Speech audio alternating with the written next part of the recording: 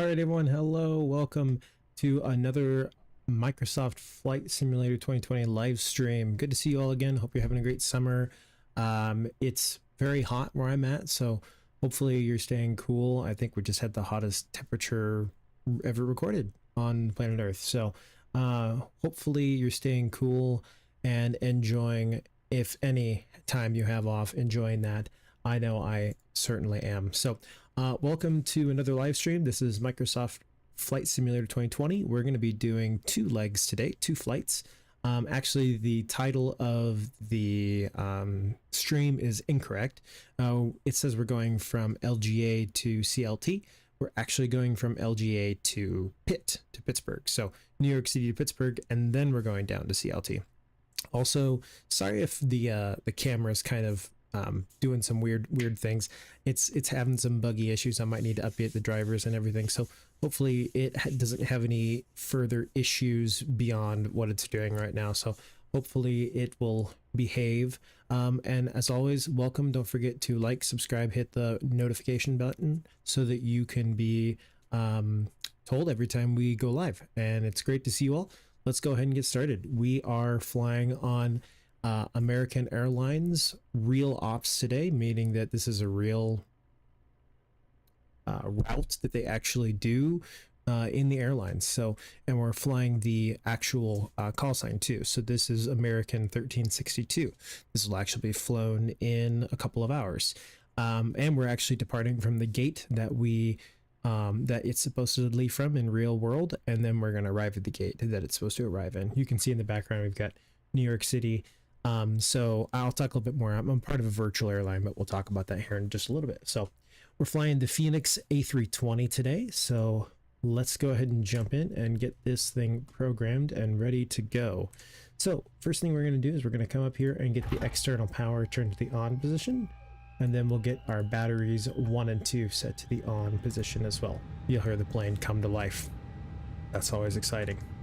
All right, now what we're going to do is we are going to get our ADIRs left, right, and center turned to the nav position so that we can start to get those synced up and loaded up. Next thing we're going to do is we're going to come over here to our ground services, and we're going to make sure everything is opened up so that we can get everything loaded. What we're going to do is we're going to go to our mass and balance page, and we're just going to make sure that everything in the flight plan matches what is actually set for us. So if we look at our operational flight plan here, we want to find block fuel is set for 5522, which if we come back over here to the sim, block fuel 5522. So we're good there. So what we're going to do is, since that is all set and ready to go, we're going to go ahead and load the aircraft. Let's do fast time. I generally like to do that just so we don't waste too much time. All right, now that that is good to go, let's come back up to the overhead bin. We're going to set the evac switch to capped. We're going to get the ground control switch set to the on position. Crew supply oxygen if we need oxygen. That's pretty important. So we're going to come over here. We're going to get the nav and logo lights set to 1. And we're going to get the emergency exit lights armed. No smoking sign can come to the auto position. I like all my lights to be cranked up even if it's not too dark outside. And then what we're going to do is we're going to get the APU master switch set to the on position, and then we'll crank our cargo heat to aft. Perfect. All right, now let's come down to the MCDU. This is the flight computer, so this will tell the plane where to go, how high to be, how fast to go, things like that. So the first thing we need to do is we need to come up here and make sure that we are within the range of dates that we see here. So what we're looking for is good to go. It's July 31st, and we are in that window, which is good to go. So let's now come over here to the init page, and we're going to go init request. This will populate our flight plan into the computer of the plane itself. Give that a second to load in. There we go. So we're LaGuardia to Pittsburgh. Our alternate, if weather, not going to happen, but if there is, we'll go to Cleveland. So our flight number today is American American Airlines 1362. Get that plugged in there. Our cost index. This is how fast the plane is going to go, basically in the sky. And you can see 5. So the lower the cost index, the more fuel efficient. And 5 is not terribly high, but and then we need to enter the cruising altitude. Cruising altitude is going to be 36,000 feet today. So 360 is our cruising. Beautiful. Looks good to go. All right, we're going to come up here and just make sure that our fuel is getting loaded. Let's see, in tanks, looks like our fuel is good to go. So we are rocking and rolling. The next thing that we would do is we would contact ground air traffic control to get clearance. But if you look here, this is everyone that's on right now. So Guardia, there we are. So American 1362, that's me. But there's no one DGA. This means that we have someone at delivery, we have someone at ground, and at ATIS. We don't have either of those here. JFK is obviously more, it's busier, so, but we don't have anyone at LaGuardia. So what we're gonna do is we're just gonna assume a normal departure. Which will be the Goldman 8 departure. I only know that because I did this flight yesterday, so. Okay, so we're gonna come back down to the flight computer. We're gonna go to our flight plan page. We're departing out of LaGuardia. And I believe the runway we're going to use today is, let's see, 31, if that is still correct. Let's see. Let's go. Yeah, they're using 31 right now for departure. So we'll plan for runway 31's departure out of LaGuardia. So we'll come back over to here. We'll go to runway 31, and the SID, we're going to be no SID today, and then we'll just fly direct to our first waypoint. Easy peasy. All right, we'll go temporary insert on that, and that should be good to go. And that discontinuity we're not going to have to worry about. We're just going to go direct to ZIMS as soon as we get in the air. So we'll just insert that. Perfect. All right, the next thing we need to do is we need to come over to Pittsburgh, which is our arrival. And we need to go to arrival. Right now in Pittsburgh, let's see. So if we do this, this will show us the weather. Right now they're arriving into 28 left. That actually changed from a couple minutes ago. So let's come back up here and just kind of verify. Yeah, you can see it says now.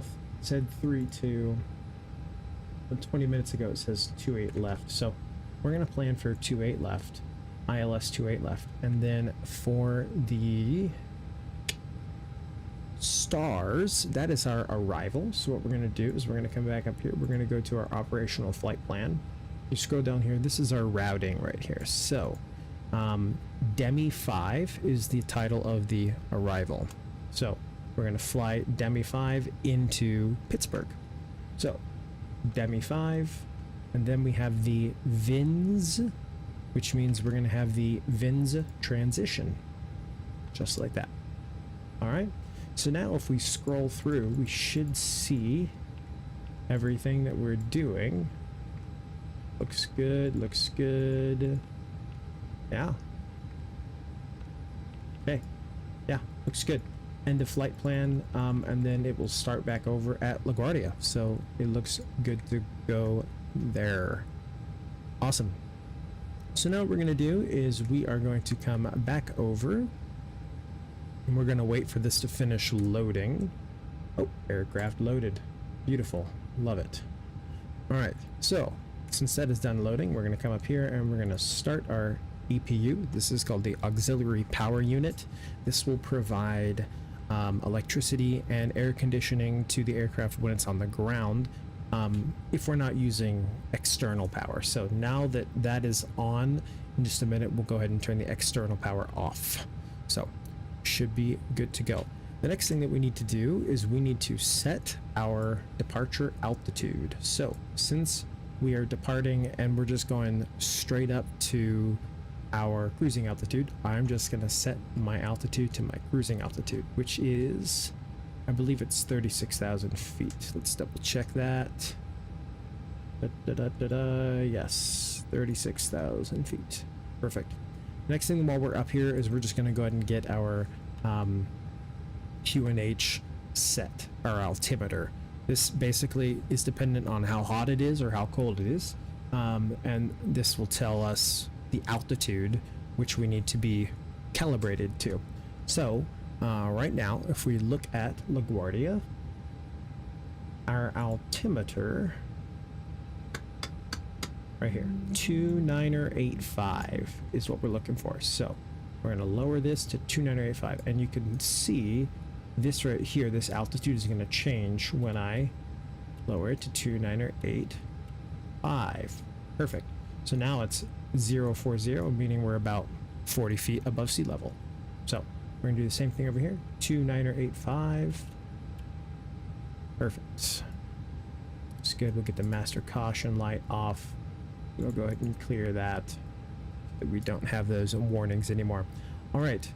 We look here, it says APU available. So what we're going to do is we're going to come up top and we are going to turn the APU bleed on, and then the external power can now come off since now we're running on the auxiliary power unit. All right. So what we need to do now is we're going to come over to the electronic flight bag. We're going to go to ground services. We're going to remove the chocks and cones to kind of tell them, hey, we are pretty much ready to go. And we can disconnect the ground power unit as well, since we're not running on ground power. So, all right, looks good. We're almost ready to push back, amazingly. So what we're going to do is we're going to come over here to the first officer side. We're going to go to the ATSU menu. After that, we're going to go to the AOC menu, receive messages, and then this is our load sheet. So prior to departure, we need to accept our first load sheet telling us this is how much your plane weighed before we loaded it, and then this is how much your plane weighed after we loaded it. So we'll accept both of those so that we don't have any issues there. The next thing we're going to do is we're going to come down here to our squawking center. So this is how air traffic control knows who we are, and essentially we need to program this, and they have asked us to set our transponder to 3054. 3054. We're going to switch this to TARA and then on. What that will do is that will tell them, oh, there we go, now it's on. That will tell them, hey, this is who we are, and that will basically be the hi, I'm letting you know who I am. Hello, Rockmaster. What does external power do? No. That gives you power from the airport. Basically, it's like pulling up to a campsite and then plugging in all of the things that you need. So if you plug in the electricity, that gives you that's external power, right? So now that we're not on external power anymore, we can use our own power, the auxiliary power unit. No, it's not like that. No, I'm not gonna do that. No. Okay, we're gonna move on. All right, so we are good to go there. Let's do our last couple of checks. We have checked our squawk and we're on and reporting. Now what we're going to do is we're going to come up top and we're going to turn our beacon light to the on position. We're going to get our nav and logo lights set to 2 now. We're going to get all of our fuel pumps turned on, and you can see the GSX up here is freaking out because it knows that we're about to push back. We'll get our seatbelt sign set to the on position so that everyone in the back knows, yo, we're about to push back. All right, almost there. Mass and balance tab. Hello, Captain. We are ready for pushback. Excellent. So what we're going to do, since this is done, we're going to send these numbers down to the flight computer. So come on, there we go. Success. Awesome. So what we're going to do now is we're going to go to our takeoff performance calculator. We're departing out of runway 31. It is dry. It's not raining in New York City. We're going to be flaps to departure. Departure We checks are going to completed. be... Bypass pin inserted. Let's do, how long is this runway? Let's find out. We look at the 7,002 feet. I think that's probably okay. So we are gonna not do forced toga today. We don't need anti-ice. It's really hot outside, so we don't need to worry about that. Air conditioning will be on. We'll go ahead and sync our load sheet, and we'll sync the live weather as well. After hit calculate here, it will populate our V speeds. V speeds basically tell us when we're going down the runway. V1 means you're accelerating well, and VR means rotate. That is when we actually pull the stick back. Yes, I know who this is. I think. Jacob? Maybe? I don't know. V2 is 133, meaning that at V2 we do not have time to stop the aircraft. We have to actually continue with the takeoff. So that is what these speeds are for. So now what we're going to do is we're going to come back down to here. We're going to go to our perf tab, and you can see there are the V speeds. So we're going to come back up here, and actually we need to send these down to the MCDU. I don't know that I want to say. I don't want to reveal your identity. So I guess that's up to you. So yeah, there's our V speeds right there. 130, 130, and 133 is what we're looking for on the V speeds, which is good to go. The next thing that we're going to do is we're just going to make sure that in the perf tab that everything looks good. Fuel predicted. These numbers all line up, and so we are good to go. All right, we're ready for our pushback. So what we're going to do is we are going to, let's check and see where we are at the airport. All right, we are, that's not helpful at all. Thank you so much for nothing. Great. Nope, go away. There we go. All right, so we are at, I think we're here. I don't know why it says we're out here. That's not true. So, but I do know our nose is going to want to be left, and then our tail is going to be right. So we're going to come back over here. We're going to go to the GSX menu, nose, continue pushback, nose left, tail right. Release parking brakes, please. All right, releasing parking brakes. We're going to switch our engines to the start All mode, engines clear. Start at will. and then we're going to start the number 2 engine. Come back so that you can see that start up.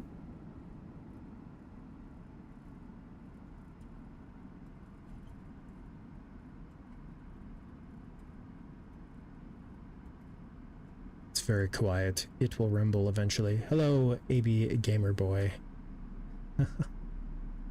There it is. The lovely rumble that we hear every time we push back. We need announcements. Oh, that was it. I stopped it. Ah, yes. So that sound that you're hearing right now is the PTU, that's what it is. So everyone. the PTU is what It's tells time to get you the ready for engines that takeoff. they need to start up. And now that we have a good number 2 start, we're going to come up here. We know you have lots of choices, so thanks for choosing You can see the American. EGT is good. It's at 448, and then the N1 is Now set just as follow well. along with So we're me. going to We'll set be parking on our way. brakes. Waiting your confirmation for a good engine start. We do have a good engine start, so we'll let them know. Cockpit to ground. We have a good engine start. You Perfect. can disconnect. Now we're going to come back to the back of the plane, and we are going to restart the, not restart, engine number 1. First things Come on. first, let's buckle those belts. There we go. Insert the That's metal what I end want. into the buckle and pull the strap to tight. Fucking To open, you simply spammed lift on the caps. top You of the can't do buckle. that. All right, And here's remember, engine number 1 seatbelts should be starting up. fastened whenever you're seated, Should start just in turning case of anytime unexpected now. turbulence. Anytime To get now. us on our way, There make we sure go. your seat is up, all electronic Beautiful. devices are put away, and your tray table is stowed. If you have a carry-on, push it all the way under the seat in front of you. If it won't fit, place it in the overhead bin. If you have a handheld device, Tow please truck switch it disconnected. to airplane mode Bypass now. pin removed. You'll find our full electronic device policy Left is in the clear. back of your American Right is Way. clear. We're downtown US New law York City prohibits over there in the smoking, including distance. electronic cigarettes, at any time. Tampering with, disabling, or destroying smoke detectors in the lavatories may result in a fine. U.S. law requires all to comply with lighted and posted signs and crew member instructions. Now let's review Yes, the I safety know it was card. right. You Please don't pay need to close remind me every attention, 5 and seconds. before you know it, we'll be off. Yeah, so AB Gamer Boy, we did the All live exits on stream this is not airplane are clearly titled marked. correctly. Take a We're going moment to locate the LGA to nearest Pitt one. first, Keep in mind, and it then may we're be behind going you. Pitt to Charlotte, which is CLT. So hopefully that helps. We're All yes, exits direct to have Pitt and then evacuation direct to slides Charlotte. used in an emergency. All right, When I think we're directed good to exit, go. jump So onto you the can see slide they and just move took the away from the bypass pin, and we are ready. So what we're gonna do is we're gonna come up top, and we're gonna get our nose light set to taxi, not Some take slides off. may also be used as a We'll get our ramp, wing lights except set to those the over the on wings. position, You'll find the exact and then we will location go on ahead your and turn the safety card. APU off. APU bleed This and the aircraft master is switch can designed come with off escape lighting on as or near the well. floor. A Now that sign we will are ready to indicate go, you have we will reached go your ahead and exit. set our flaps for 2. In the You'll event see of them an move here. evacuation, escape path lighting will appear. Follow the lights until you've reached your exit. All Leave right, carry-ons and after we behind. do Just step that, quickly we and need safely to the set our nearest ground exit, and spoilers, don't which forget is it may right be down behind here. you.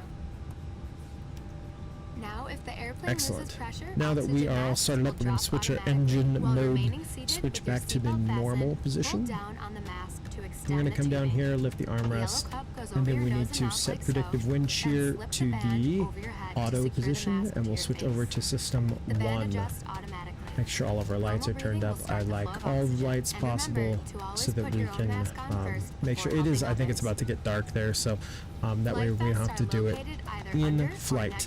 Last thing that we have to do is we have to come up here and set our auto brake to RTO, just in case we have to stop the aircraft on the takeoff roll. This will let us do that easier. Put the All right, vest over we your are head. ready to go. So Wrap what the I'm going strap to do, I'm around going to your make sure waist, we don't attach have the air buckle, traffic and pull control. tight. Once We're outside, here, there's no pull the air tab traffic to control inflate your set vest so or far. blow into the red tube on the side. So In the I water, think a we're good to light on your go. vest will illuminate. So I'm going to And give please, LaGuardia only traffic a inflate your vest call and outside let the them know that airplane. we are taxiing. Now, We're your currently seat cushion may sitting be used as a at, flotation device. let's Just see, remove the lower station cushion and put your 3-1. arms through the straps found on Let's the do it opposite this side. way. The crew will now be coming around 2A to do is a what we're final looking at. cabin check. And we're going to After taxi takeoff, to we'll be back runway with more information. 31, which And if you need is over anything, here. don't hesitate to ask. So we're As gonna always, come we're out here to here, make just your flight follow this great. taxiway right down What's here, great is hop on what we're Alpha, going and then we'll for. take Alpha all the way down to Zulu and hop on at 31. So I'll wait for the announcements to finish. All right. LaGuardia traffic American 1362. We're taxiing to runway 31 via Alpha LaGuardia traffic. All right, excellent.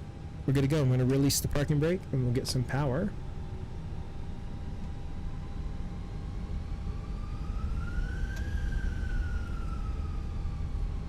All right, I'm going to turn on my, put on my weird little thing here. So this is track IR.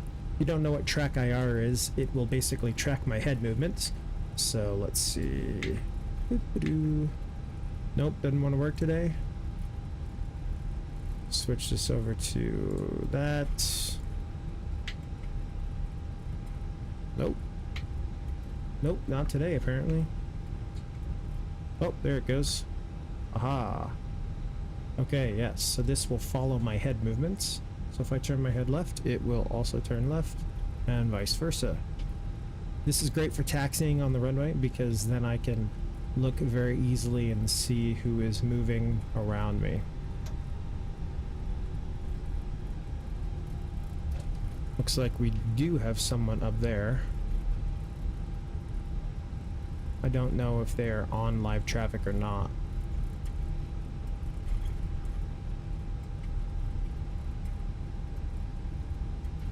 Alright, I think we are going to take this left.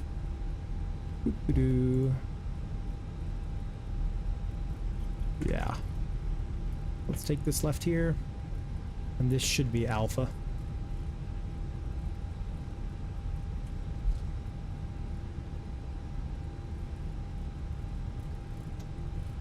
Looks good.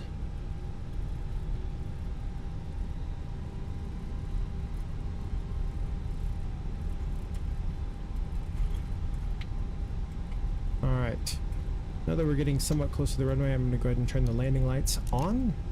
Those lights can be set to take off. Strobe lights can come on as well. Runway turn off lights can come to the on position. No smoking can also come to the on position. Since we're approaching the runway, I'm going to let the flight attendants know that we have been cleared for takeoff. Normally I wouldn't have done that because we're flying on line. Oh, there is someone up there. Alright, well, we might have to space ourselves apart.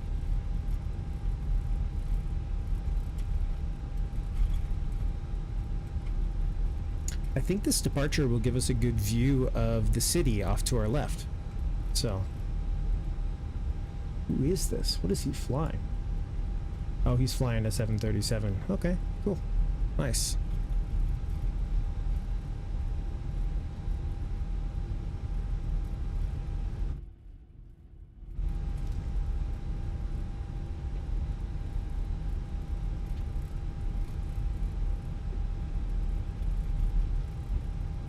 There he goes. Whoa. Just keep it straight, keep it straight. Trying to watch other people and not drive myself. Alright, let's see. I think we're good to go. We'll do our final checks. We're going to come down here and do our takeoff config test, and that is normal, which means we're good to go. And we have another plane up here.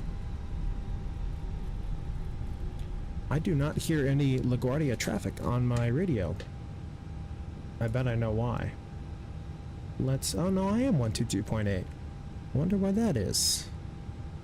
So 122.8 is what you need to connect to. Let's see. Did someone come on to... nope. We're good.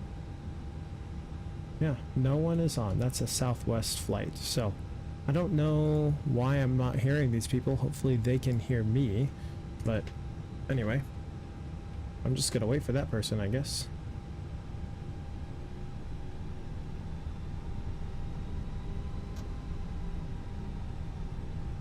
I have no idea who that is.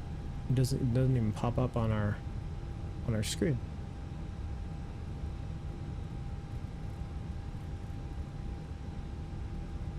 I don't even know where he's going. Oh, is he moving now? Yes.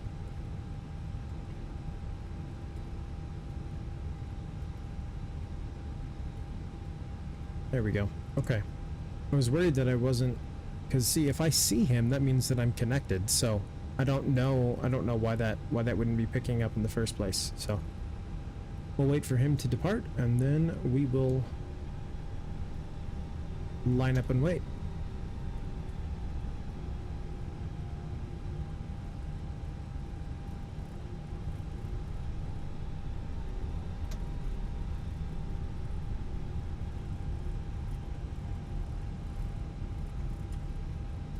Guardia traffic American 1362 holding short of 31 for departure.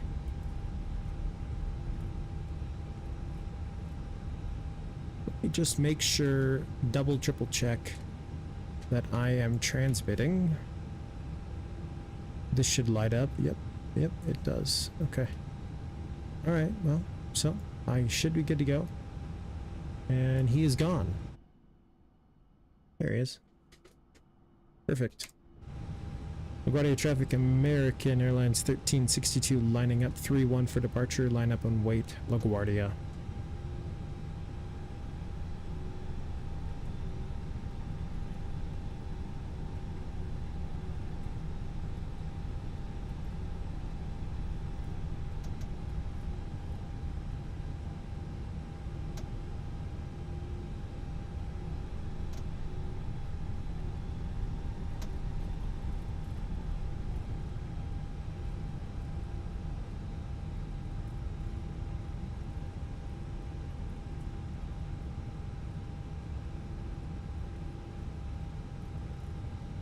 We're on the correct runway. We're on runway 31. You always want to double check that just to make sure, especially in general aviation and younger pilots, sometimes they'll get on the wrong runway if they get discombobulated and disoriented. So always want to double check that to make sure. All right, we're gonna wait just a second for that person who just departed.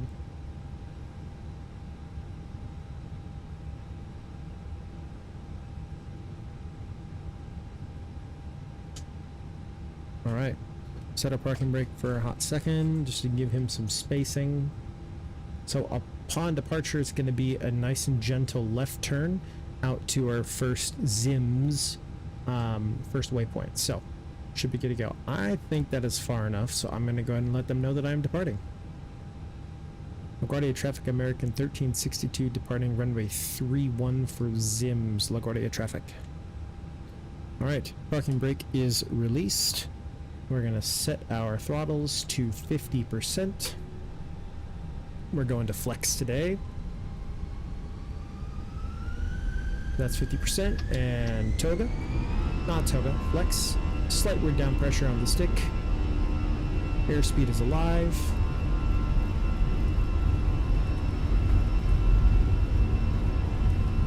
$80 knots will go neutral on the stick.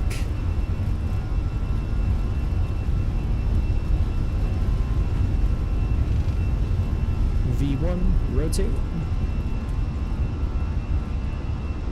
And we have a positive rate, gears going up.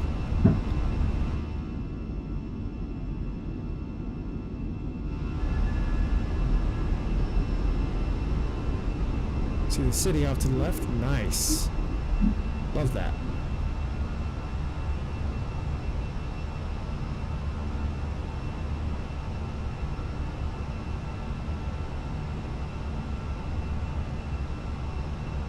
Love that view. That is awesome. Not that view. That view's not as cool. Goodbye, New York. Start a nice, gentle left turn.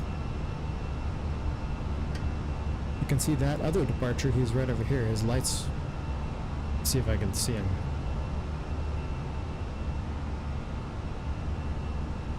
Where did he go? He was just over there. Huh. Oh well. Look at that view. You don't get to see that every day. If I were on this flight, I'd want to sit on the left side. There's Central Park. One World Tower down there.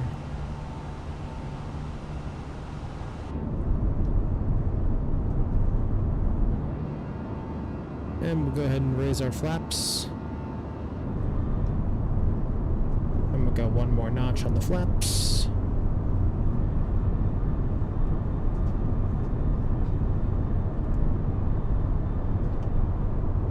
Look at that. That's so cool. The detail is pretty nice too.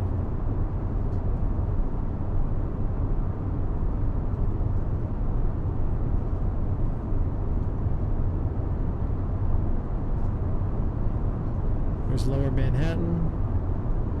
I don't know if we'll be able to see the Statue of Liberty. Oh, got some turbulence. No, the clouds. Statue of Liberty, where are you? I don't think it's loading in. That's alright, it should be right there. That's still really cool. Alright. Good departure so far. We're passing through 6,000 feet. Goodbye, New York City.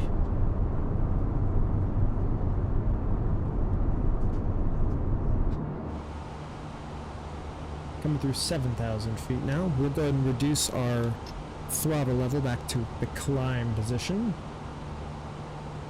And since we are cleared up to our cruising altitude of 36,000 feet, excuse me, we're going to go ahead and switch this to standard mode. Oh! There is someone, so I wasn't crazy. I wasn't losing it. So standard mode, there we go. Standard mode. You want the down arrow? There it is. Alright. Excellent. We're coming through 10,000 feet, so what we're going to do is we're going to come up here and turn the landing lights to the... Oh, not that. Landing lights to the off position. Why does it keep doing that? Oh my goodness. I need to set some of these. There we go. Nose lights can come off, and turn off lights can come off. Wing lights can come off as well. We'll leave the nav and logo lights, and beacon lights can stay on as well. No smoking sign can go to the, we'll do the on position just to let everyone know that we're not quite there yet. We did just pass 10,000 feet, so we will let the flight attendants know that they're good to start their beverage service and they're good to get up and walk around. So, looks good to go.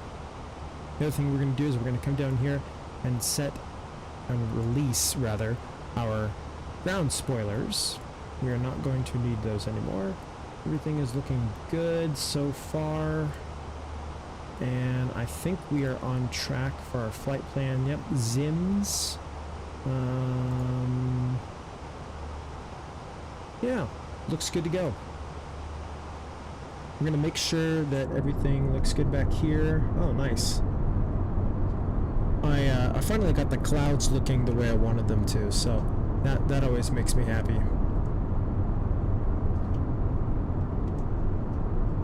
Yeah, they were really grainy and the texture was very weird on them before, so I'm glad I can get those sorted out. They look nice now, and they're not affecting my frames too badly. Right now we're sitting at 62, something like that, 62 FPS, so looks good so far.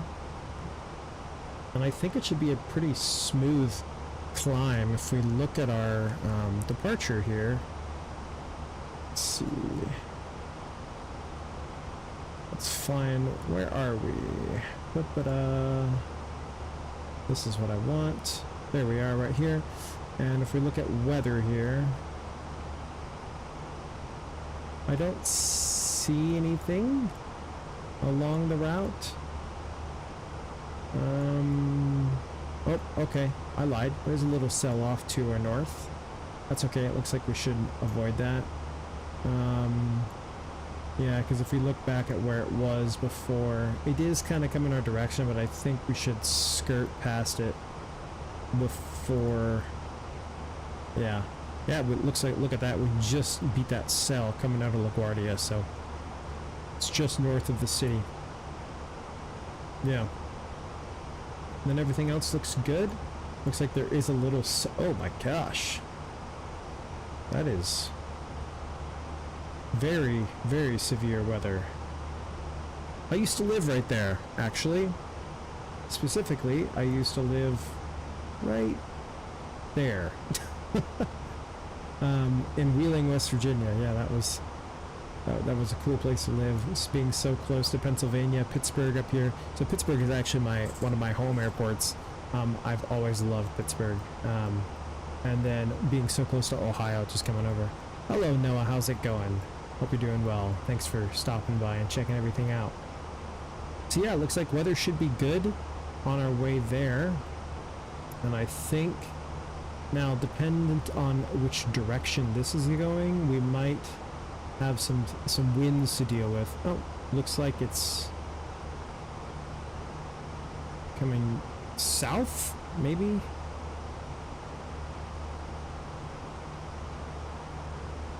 Yeah. Yeah, I think it's going to be okay. It looks like it might stay south of us. So, looking good so far. Yes, we are doing a flight. We're doing going from New York City to Pittsburgh right now, and then we're going to go from Pittsburgh down to Charlotte, North Carolina. You're watching from Australia. That's really cool. That's awesome. I've always wanted to go there, but the flight is really long, so I don't know that I could ever do that, but that's really cool. I want to go to Australia. Specifically, I want to go to New Zealand someday. I think that'd be really cool. I think because Lord of the Rings was filmed there at some point, or parts of it, I think. So, New Zealand, Australia, check everything out down there, down under. So, yeah.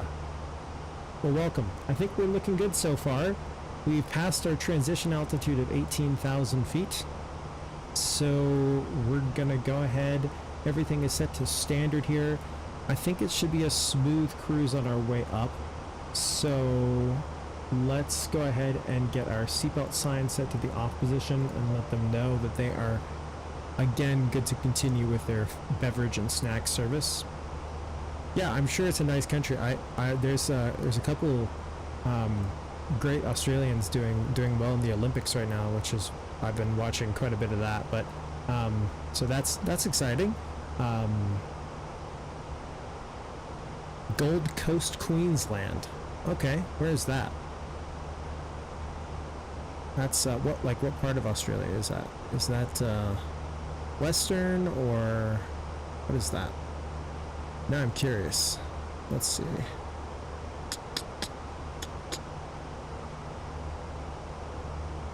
Gold Coast. Ah. Oh, I see. Okay, not far from Brisbane. All right. Cool.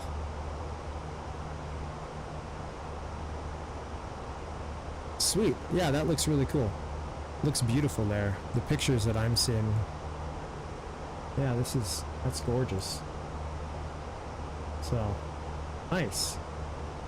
Yeah, I'll have to check that out at some point. That I've only been to a handful of, actually, as far as going out of the country, I've only been to Europe, Eastern Europe.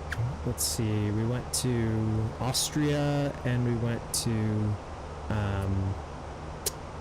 the Czech Republic and Budapest, which is Hungary. Yeah, that's Hungary. So we went there and for 10 days or so. So that's the only out of the country that I've done. I guess I technically we landed in London and then we connected, but that wasn't much going on. So yeah, I'd love to get to Australia sometime. I think it's a really long flight from LAX, I think, is probably what I've heard. Yeah, thank you for the sub. No, I appreciate that. Be sure to check back in. What time is it over there? It's probably in the morning, isn't it? Or it's almost 7 p.m. here. So, and because I'm in Mountain Time, so but yeah, everything looks good to go so far. No smoking sign is on. And I think we're on our way up to cruise. We've got, let's see, so if we come down here to Perth, 54 miles to the top of our climb, and that's at about 23:05, so that will put us, yeah, so about 8 minutes from now-ish is when we should hit our top of climb, so awesome. Yeah, LAX to BNE, that's gotta be a long flight. I don't know if I could, although I have some friends that went to Singapore. They went LAX to Singapore, and that was a really long flight. That's from what I've heard. So I'm sure it can't be as bad as that, if I'm thinking correctly. But so yeah, I think we're gonna be after the climb, and we look at our next phase here. Should be, let's see, to our descent. Got about 131 miles, nautical miles, about 23:17. So we've got about 17 minutes until we hit our top of drop into Pittsburgh. Gold Coast Air Show, 16th through the 18th. Nice, that's really cool. Yeah, I went to saw the United States has we've got some air shows too. The Thunderbirds and the Blue Angels. I saw both of them recently. Bunch of fighter jets buzzing around doing some cool stuff. We went to a couple of air shows last couple of weeks. So, all right, everything looks good so far.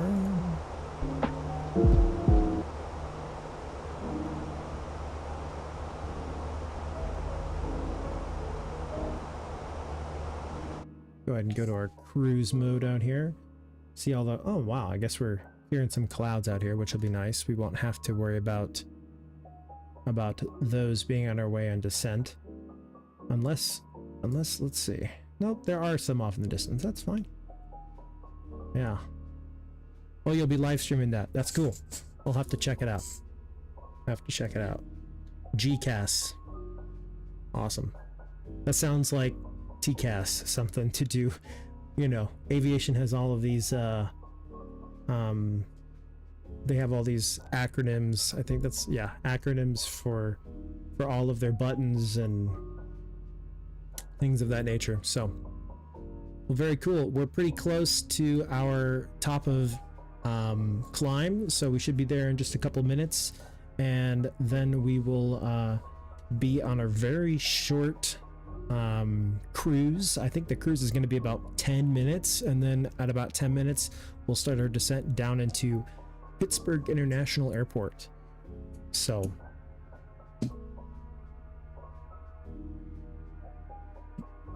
yeah, so this is the American livery of the A320. So this is the Fenix simulations mod, and it's great. I'm actually doing so I just became a part of a virtual airline, which is pretty cool. The virtual airlines, the way they work is you basically get employed through of course virtual airlines, but you fly all these real world routes and you do get paid for them, not in real money of course, but you do get compensation via the platform for the flights that you do. So I'm with American Airlines Virtual. I actually just got on, which is exciting, and you can do whatever flight you want. You can do tours, you can do all kinds of things. But yeah, if you're ever into the flight simming and you want to be a little bit more official with it, you can look into virtual airlines. They're really great. They're a little bit intense because you do have to follow all of the rules per se. There's like speed limits in the sky, and there's all kinds of things that you have to follow. You can't land. If you land too hard, they won't accept your flight. They'll reject it. So, which is the same in the real world. If you land too hard, you can actually get in some pretty big trouble. So yeah, check out the American Airlines Virtual. There's a bunch of other ones, but obviously I'm with American, which is pretty cool. And I've done a couple flights. I'm not actually logging this flight, but yeah, check it out. It's a kind of new way to get the realism factor. You have influenza A, so you've been staying home all week. You're in grade, cool, 6th grade. That's awesome. I actually I'm a teacher, and I teach band in America, so that's pretty cool. Unfortunately, I think I have a couple students in here watching as well, but yeah, I teach junior high, so 7th and 8th grade, so that's pretty cool. Nice. But sorry you have influenza A, that sucks. I guess you're in the southern hemisphere, right? So probably in winter right now. It's really hot here, so we're in summer. But yeah, I've always heard that whatever influenza happens down in the southern hemisphere is what generally happens when we get to our winter months. So sorry about that, but hope you feel better.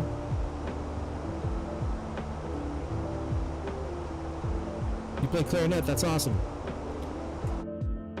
I love my main instrument is horn, French horn, but yeah, so that's exciting. Yeah, I love being a band director. I've always had a passion for aviation too, so we will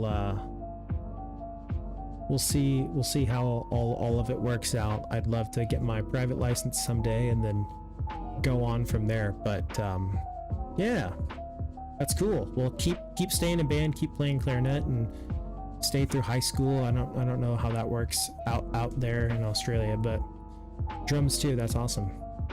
Very, very cool. Yeah, stick with it no matter what. Even if you switch to do like choir or orchestra at some point, make sure you stick with it. Music it's amazing, and it fulfills your life in ways that I could not have imagined without music in my life. So we're coming up on top of climb here. Come back to our climb page. Yep, looks like it's pretty average so far. We've got, yep, we just hit our top of climb, so now we're going to go over to our top of descent, 87 miles, 23:17 is what we're looking at. Right now our in-time clock is showing 23:04, which 23:17, that's about 23:05 now, so maybe about 12 minutes from now we'll start descending into Pittsburgh.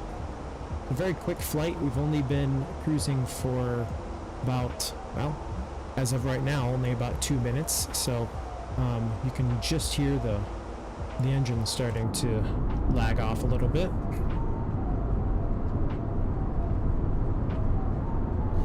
You want to be a pilot later in life? Yeah, that's cool. Yeah, I was in band all through school, and really wanted to be a pilot. My dad's a band director too, so he didn't have any end director that not convinced me, but I just loved the way that she taught and everything along with it, so that's what ultimately convinced me. The pilot lifestyle didn't seem like it was for me. I wanted to not be quite as not quite as busy and away from home as much as pilots really are. So I decided ultimately that wasn't for me, and it was really expensive because I know there's a lot of different ways that you can get to that point of being a pilot. But ultimately I decided that wasn't for me, and I've got a couple of band director friends out in America that also fly, just casually. They have a private pilot's license, and I'd love to kind of do what they do and just have a plane later in life, a cheap plane, and then fix it up to be really nice, and then just wake up and be like, I'm gonna fly to an hour north and get lunch or something like that. So I think that'd be really cool, and just casually and at my own leisure. But the pilot life wasn't really for me, so that's why I ultimately decided not to do it. But that doesn't mean that you can't do things like this and still have hobbies and have passions. So may join on the second leg. That's awesome. Yeah, go ahead and do that. We'll still be on VATSIM for the second leg. So if you are connected to VATSIM, Pittsburgh to Charlotte will be that leg. Again, the title in the stream is not quite correct. It says LaGuardia to Charlotte and then Charlotte to Pittsburgh, but we can reverse that because of a couple other things. But yes, so Pittsburgh to Charlotte is when is our next leg. So I would say probably 30, 34, 35, 40 minutes until we start that next leg. So yeah, looking good so far. Let's come back into the cockpit and just make sure everything's looking good to go. We've got 65 nautical miles until top of descent. You're following on Volanta. Cool. That's fine too. Yeah.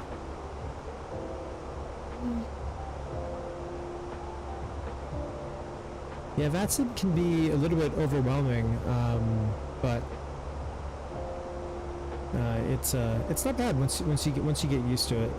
If you practice, it always makes it easier. But you want to start your own airline? That's really cool. Queensland domestic airline. That'd be really cool. Yeah, go into like business school and figure out how to do all those startup costs and everything like that. And yeah, that'd be really cool.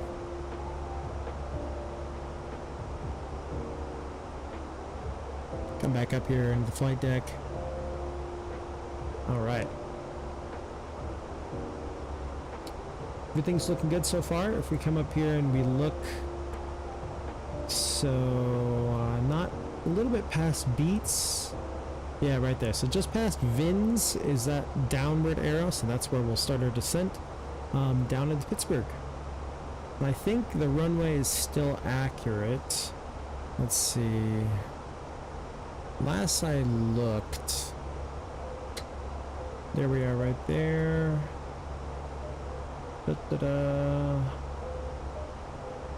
Pittsburgh. Right now they're using 3-2. No. 2-8 left. is what the ATIS as of 1 hour and 7 minutes ago says. So we're going to continue with 28 left, which is what we have programmed into the MCDU. So we'll continue with 28 left. And it should be good to go. I'm going to go ahead and plug that in. If we're going to go 28 left, let's come up here to our charts page.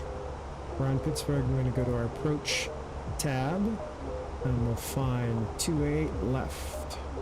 We'll go ahead and pin that down here so that we can pull that up really quickly.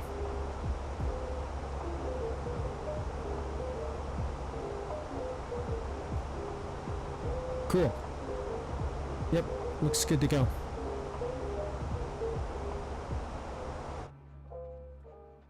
You don't use VATSIM because you enjoy flying without having to communicate with ATC. Yeah, that's fair.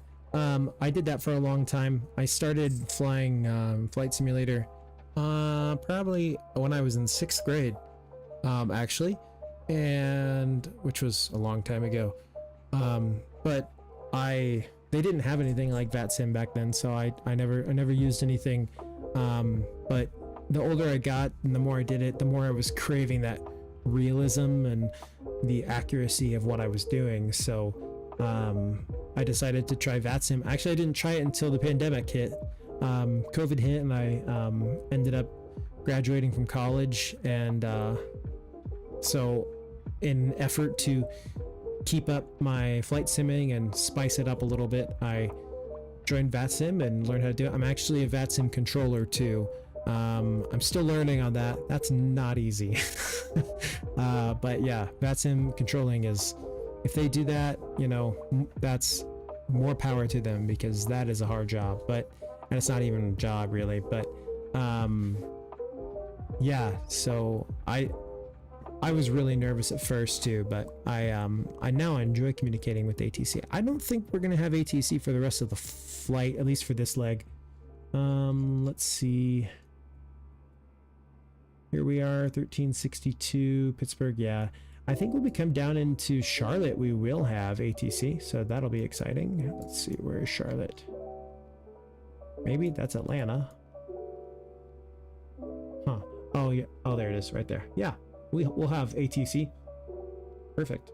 We'll actually probably go through DC's air traffic area, and then we'll go through Atlanta, where DC is. Excuse me, Charlotte is. So we'll have it easy for this flight, essentially. You and your friends want to get a Cessna 175 and just do some flights. That's cool, yeah. If I do ever get a plane later in life, I'd like to join a flying club. You can, at least here in the US, they have a bunch of flying clubs that you can join, and you kind of buy into it, and then basically you own a plane with like 4 other people. So if there's 4 people in your flying club, you kind of split the plane 4 ways, and then as long as it's available and no one's using it, you can use it whenever you want. So flying clubs are pretty cool. I would check that out too, just because renting can be so expensive with all the fuel and the rental for the airplane itself and all of the things that go along with that. So, or work for Qantas. Yeah, that's cool too. Yep. 1 hour flight time to Charlotte. Cool.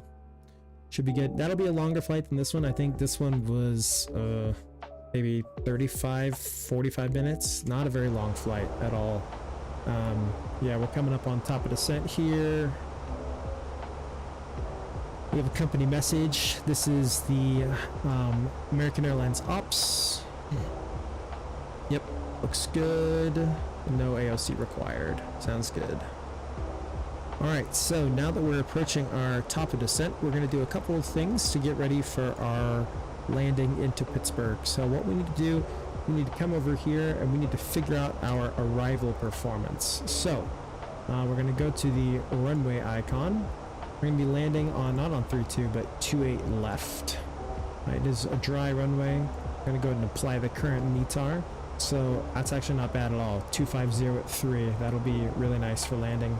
And then our landing weight. The way we figure that out is we're going to come back down to our MCDU. and we're gonna go to our fuel predicted tab. We're gonna add the 0 fuel weight with our estimated fuel on board. So that'll be 58.3 if I did my math correctly. 58.3. So we're gonna come up here. Landing weight will be 58.3. And you'll see that populate will be low auto brake. We don't need very much at all. Should be perfectly fine. So that looks good to go. The next thing we're going to do is we're going to come back down to our MCDU. There we go. We're going to go to our perf tab. And we're going to go to the approach phase. The current QNH for the Pittsburgh airport is, let's see, 13 minutes ago. Oh, that's not what I want. METAR. There we go, altimeter 29907. So we'll go ahead and plug that into our QNH 29907. Good. And our temperature in Pittsburgh is 29 degrees Celsius. So we'll enter that as well. And then finally the winds are 250 at 3. 250 at 3. Okay. Looks good. And finally, the last thing we're going to do is we're going to figure out what our minimums are. So as we come into land, what we're looking for here is right here, decision height. So it's going to be 1325. So for the barometric, 1,325 feet would be our barometric minimums. Looks good to go, and we are coming up on our top of descent. So in order to activate our top of descent, we need to figure out what our final altitude is going to be before we hit the glide slope. So we go to our glide slope. You can see it here. Hits is where it starts to gently glide down to the runway. So that's 3,000 feet, meaning that we need to be at 3,000 feet. So we're going to set that into the MCP panel. 3,000 feet. And then I believe we just hit our top of descent. Yes, we did. So come up here and we are going to activate that. You will hear the plane start to slow down and you'll see our altitude start to drop. So we are good to go.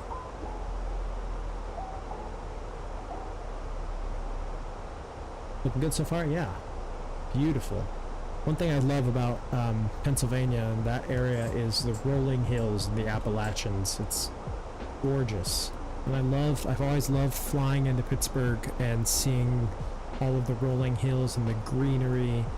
Because where I live out west, it's brown and dry, and so it's always so gorgeous. What I don't love is the humidity, so I won't ever be moving back out there, but that's okay. To each their own, I guess.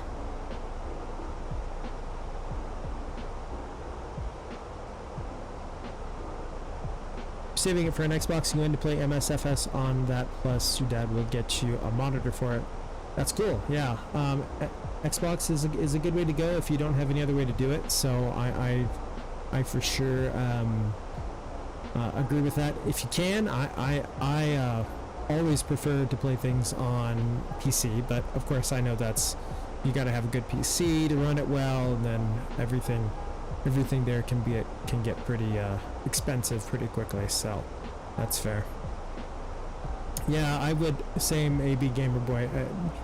FS 2024, the good thing about FS 24 is that I think all of the mods and the third-party add-ons should be compatible with all the add-ons from MSFS 2020 should be compatible with 2024 as well once that gets released. Austin H, hello, I just joined the stream. Welcome. Hope you're having a good day and evening, or wherever it is that you are. Welcome to the stream. Everyone, if you are just getting here or you haven't yet, don't forget to smash down the like button and subscribe and hit the notification bell every time you want a notification that we go live. We're doing other things. We're doing Flight Simulator. We're doing some iRacing and a little bit of everything. So if you want to get notified, smash it down and we will let you know every time we go live. All right, looking good so far. On profile, just passing through 30,500 feet. And if we look at our approach chart, we're on the Demi 5 arrival. We don't really need to worry about any altitude restrictions until we get to Nesto, 10,000 feet. So at Nesto, we should be good to go. And I think, let's see if I do this. Yeah, you can see we're still a ways out before we even get to Vins. Oh no, we actually already passed Vins, but before we get to Lejoy. Yeah, man, look at that cell. I think it's moving south though. Okay, it's kind of moving south and kind of moving north at the same time. That's not great. Well, hopefully the hopefully the weather will cooperate. I was doing this flight yesterday, and the wind kicked up as soon as I was on final, and so it made for an interesting landing, to say the least. Are you in any server in the sim? Yeah, so I'm in, I just VATSIM, yep. So, yeah, VATSIM, I'm not in any, like, server specifically in Microsoft. I see what you mean, yeah. I always forget that there's, like, online multiplayer servers in the actual simulator itself, because I'm always on VATSIM. So I always forget that those even exist, because, I pay for the Navigraph subscription, so I'd like to use that as much as I can. Alright, looking good so far. 27,500 feet. We're on profile. We got a really nice descent, about 1,500 feet per minute. Everything's looking good so far. Great. Yeah, there's no VATSIM on right now, but I think for our next leg to Charlotte, if it's still correct, I think we should have some ATC. So, where am I? Oh, here I am. Okay, Pittsburgh, yeah. And then fly down to, fly through here, yeah. So, cool. What is VATSIM? VATSIM is an online air traffic control community, and it's free. So if you're using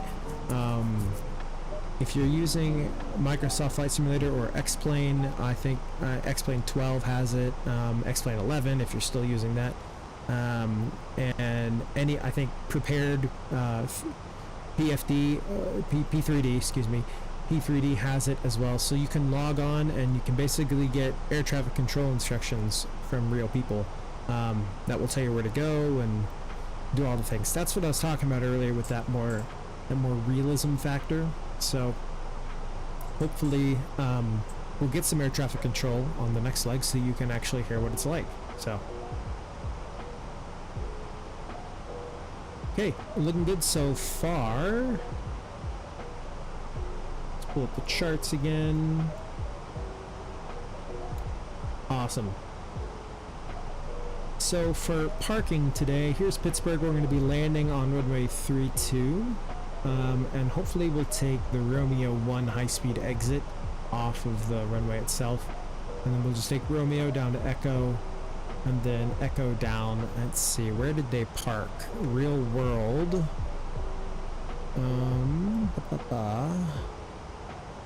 Pull up my... So what I'm using is I'm using FlightAware. You can see here. American 1362. This is the flight that we're mimicking. So we left out of gate 22 and we're going to arrive into B36. So B36, if we look at our charts here, I need to go over here and we'll go to taxi, parking coordinates and gates.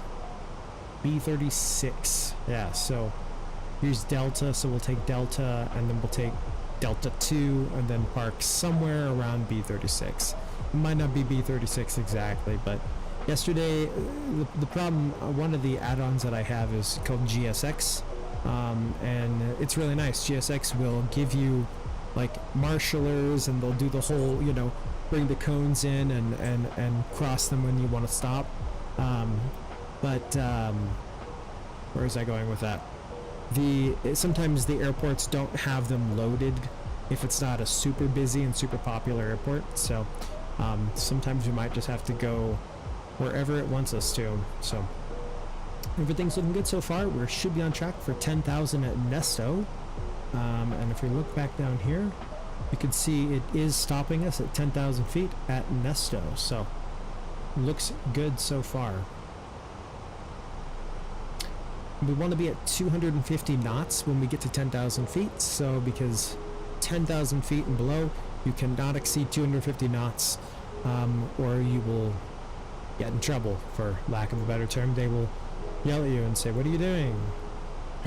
We are getting ready to pass through 18,000 feet, which is good, because what we'll do is we'll come down here and we're just going to check and remind ourselves 29097 is the QNH. So we'll get that ready to go. Actually, we can just go ahead and do that now.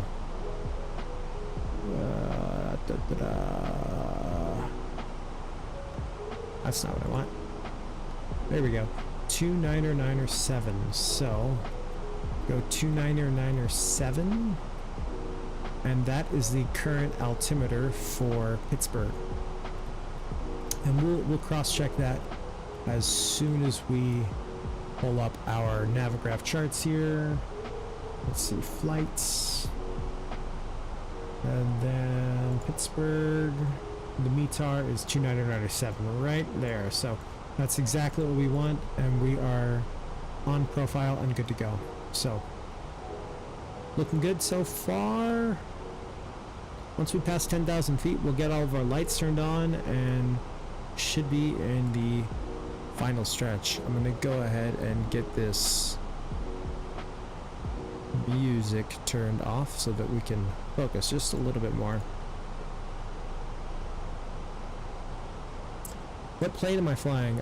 This is the Fenix Simulations A320 specifically. Yeah, they have the kind of generic MSFS fly-by-wire one, AB giveaway. Yep. So I used to fly that one, but I splurged and finally bought the Fenix. It's not even really splurging. It's such a great aircraft. I have not. There's a couple bugs with it sometimes, but other than just the very minute things, it's really a fantastic aircraft. Yeah, you can see there's the quiet. There's the outside, the American livery. Yeah, we're flying the American Airlines Ops today. So I'm a virtual airline pilot for American Virtual Airlines. So that's why we're flying the American livery today. Yeah. You can also fly the PMDG 737. I've done that quite a bit. I tend to like the Airbus, flying the Airbuses a little bit more. I do have the Airbus side stick and the throttle quadrant. So it is, for me, it's a little bit better to use the actual Airbus for when I'm flying, since I have those peripherals. All right, we did pass through 18,000 feet, so we're past the transition altitude. We're getting ready to start our left turn into the Pittsburgh area. You're on gate 32. Excellent. Sounds good.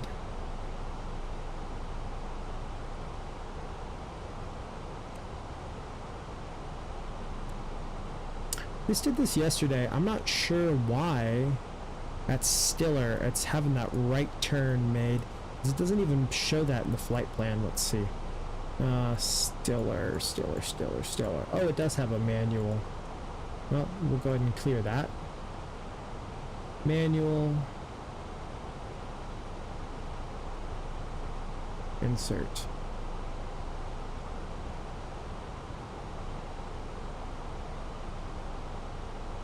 So yeah, that'll be better now. So Stiller, yeah, it had that weird right turn, and now that we got rid of that manual, it should just keep us going straight at Stiller, which will work out well.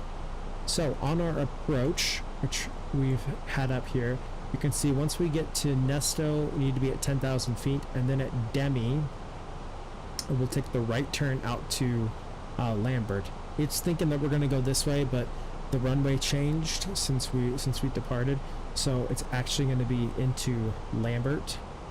I guess I can probably change that runway, can't I? But that's okay. Let's see. Change runway. I can, yes. 28 left. Yeah, there we go. Okay, switched over. So yeah, Lambert and Stiller. At Stiller, we need to be at or above 6,000 feet.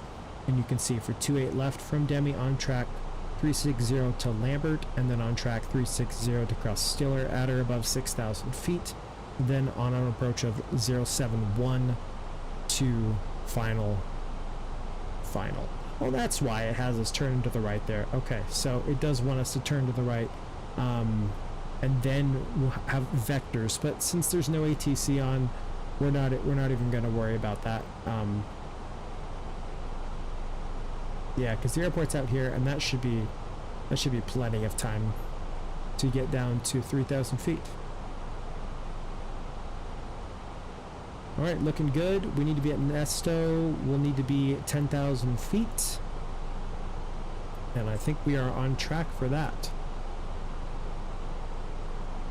All right, we're coming up on 10,000 feet. Just preemptively, I'm going to come up here and we're going to switch on the landing lights, runway turn-off lights, and the wing lights can come on as well. Seatbelt signs can come to the on position, and then we'll get our flight attendants, let them know that we're about to make our final descent down into the Pittsburgh area and that they need to wrap everything up in the back. So, all right, I think we're good to go. Last thing I'm going to do, I'm going to arm the ground spoilers here, just so that once we land, we'll have a little bit more ease to slow down and come to a stop. Alright, we'll be auto brake low today, so we'll go ahead and set that. Auto brake is set to low. Ground spoilers are armed and the altimeter is set. Lights are on. We're just going to wait to be established on the localizer. And then we'll be good to go.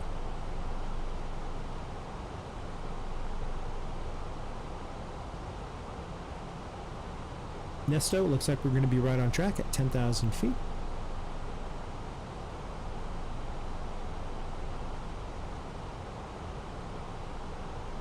I've always loved flying into Pittsburgh. If you've never flown into Pittsburgh before on this specific approach, it's great because you get to fly in right over the city. So you can see here's Stiller, and then as you're coming in to land, this is 28 left right here. So as you're coming in to land, you've got the city right here. Pittsburgh is one of my favorite cities. I used to live nearby. Let me clear this out so it's a little bit easier to see. But yeah, and you can see downtown Pittsburgh here. You got the baseball stadium and the football stadium. And then the Monongahela and the Allegheny River come in to make the Ohio River at the Three Rivers point. Used to be Three Rivers Stadium right over here, which is really cool. But yeah, I've always loved coming in on this approach and landing on 28 left because you got to see the awesome view of downtown. So I don't know if we were able to see it. Yesterday I did this flight and it did not. It was very cloudy and rainy and gloomy, so not a lot of fun, but all right. Yeah, look at that. Look at all the vegetation. Love the Appalachians. Appalachian. It's not Appalachian. It's Appalachian. As someone that grew up in Appalachia and was told that it was Appalachia and who lived in Appalachia, it's Appalachia, not Appalachia. Appalachia. It's like you're throwing an Appalachia. So, if you didn't know, now you know.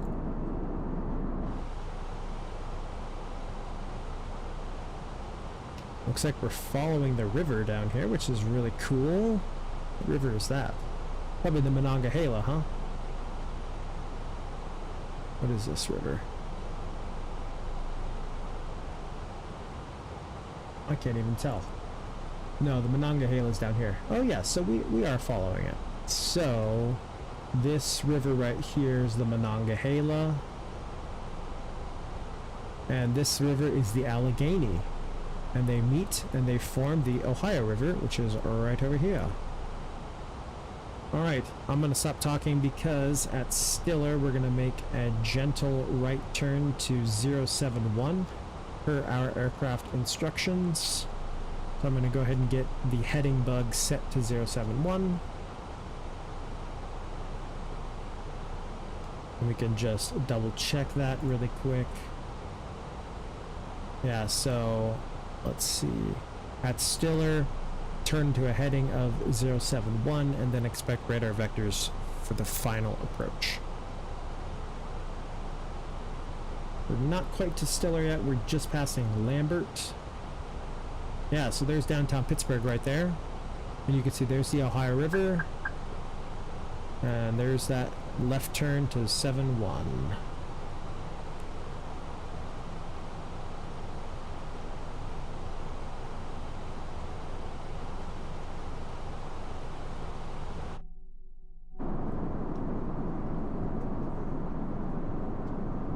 Lots of farming in Australia, yep. I imagine so. It's same way here, obviously. Especially in the Midwest. Yeah. But I love all the greenery here and the vegetation out in the east near Pittsburgh, so. Alright, we're going to continue our descent down to 3,000 feet. We did pass Stiller. So, now that we are on our approach, the airport is off to our left, so we're going to make a pretty sharp left-hand turn to our final course. Go ahead and start that now.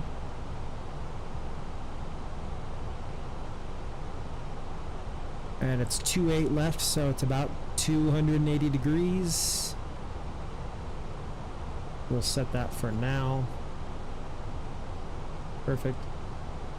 We'll go ahead and arm our localizer so that once that gets picked up, we should catch it pretty easily. It's a beautiful day now.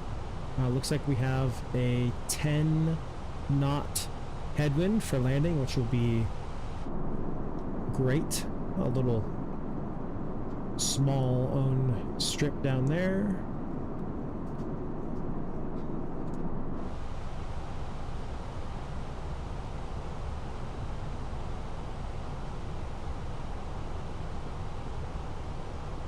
Alright, looking good to go.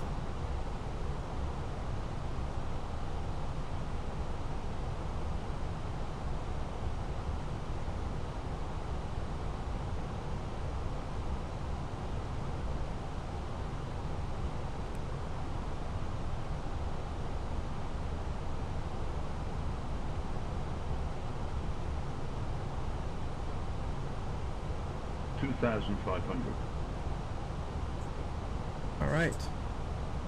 We're kind of radar vectoring ourselves to the runway since we don't have air traffic control on. So make sure I butter it. Yeah, no pressure. All right, we're coming up on 3,000 feet, which is our glide slope intercept.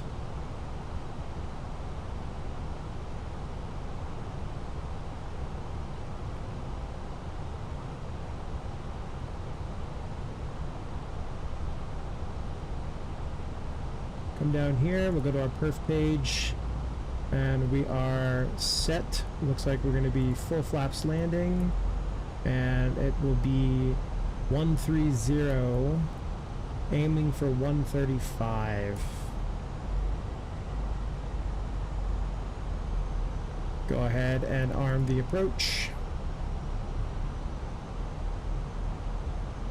I don't see the runway yet. Oh, I might see it off in the distance. There it is, right there. Make sure I butter this, yeah.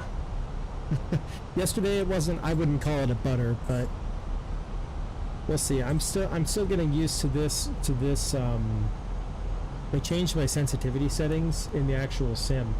So, we need LS to be on. So I changed my sensitivity settings, and hopefully they continue to work as they're supposed to.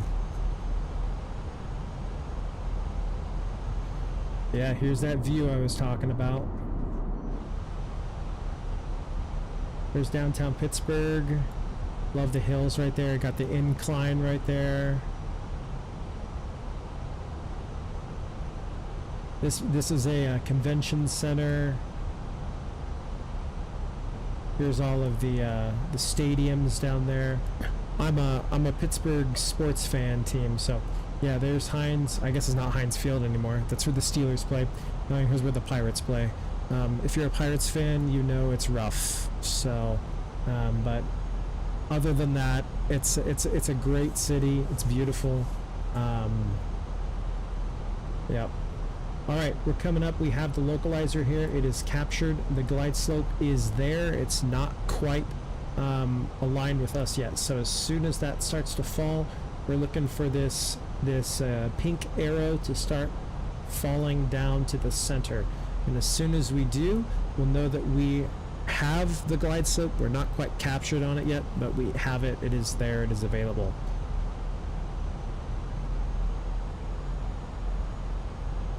All right, I'm going to start to slow down to our final approach speed. We're going to get flaps 1 out, flaps 2. You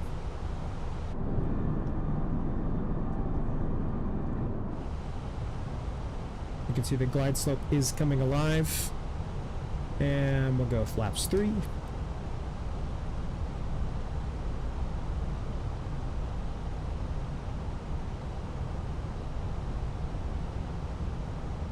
Remember, our approach speed is 135. That's where we're going to want to be. So I'm going to slow down even more, go full flaps, and we'll go ahead and we're just coming up on the glide slope now. So we'll lower the gear.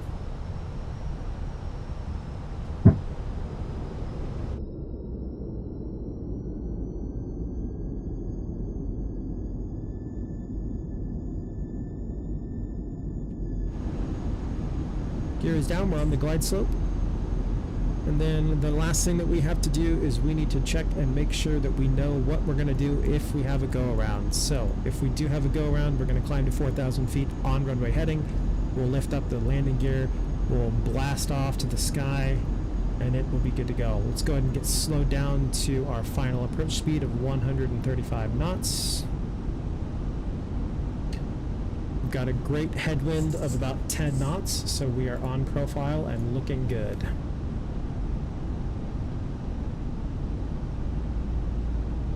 Pittsburgh traffic, American 1362 on final for runway 28 left Pittsburgh.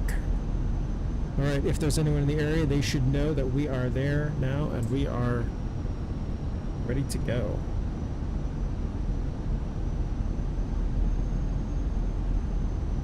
Everything's looking good, we're on profile.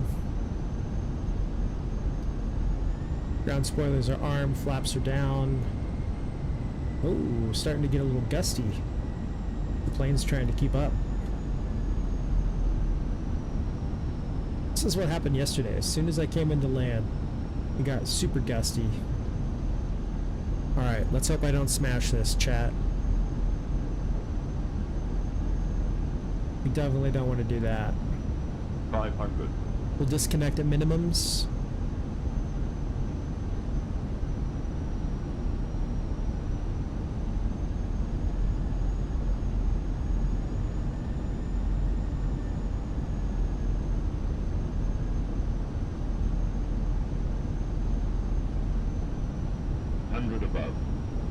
Above minimums.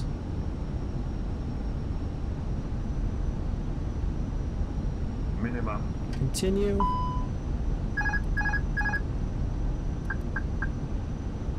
100.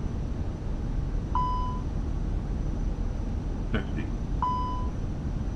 30. 20. Retard. 10. 5. Maintain center line. I don't know, that doesn't seem like 318. That was pretty smooth to me. It seemed pretty smooth. I think I need to get a new landing rate monitor. Alright, we'll continue off to this secondary exit here. We'll get our auto brakes off. I don't know, what do you think? Is that butter? That looked like a butter. Didn't look too smashy.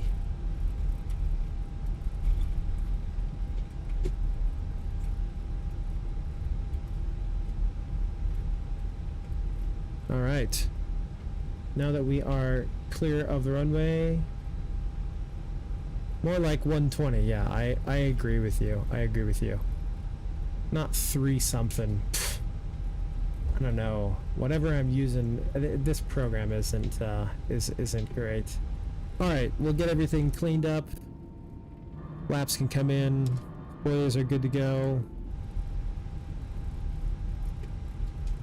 Take this first exit.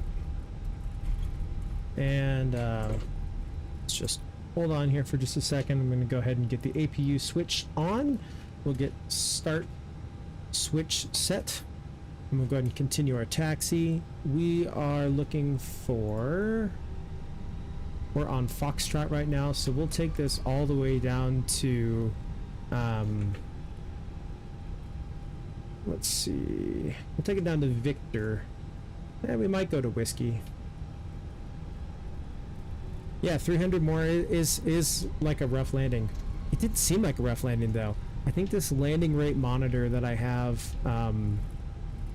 so the overlay that you're seeing on the screen is connected and has a built-in landing rate monitor. I don't trust it, because when I did that flight yesterday and I landed in Pittsburgh, it was way harder than that, and it said it was about the same. So that was definitely a smashy. That was not a butter yesterday, but today had to have been a butter, so it is broken. Agreed. Alright, let's get up here to GSX and see if they can find us anything. 0 suitable parkings. Lovely. Alright, let's go... Gate... They're all too small, huh? Alright, well, we'll go as close as we can then. We'll go gate 33. Position is too small for your aircraft. Yes, I know. That's fine. Alright. We'll see if we can get a follow me vehicle out here to make sure we go to the right place. If it's too small, it might be a rough parking job, so no one's allowed to judge the parking job. Follow me, 1 minute 24 seconds. Cool. Well, I'm not stopping, so we'll take Whiskey here, off to the right.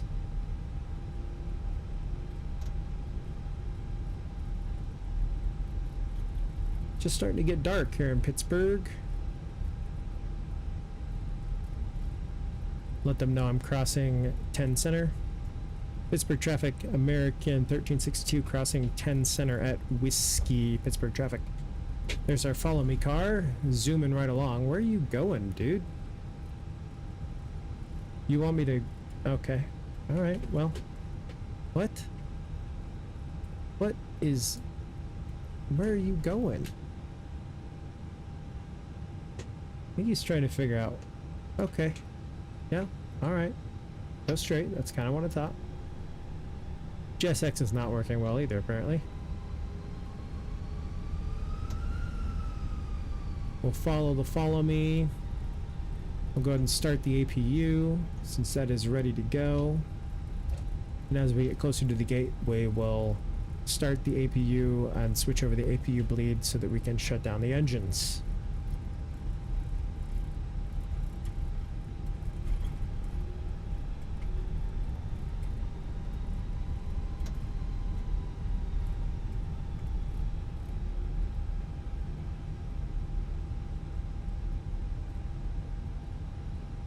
Right, follow me car. Where you want me to go? Oh, you want me to go that way? Okay.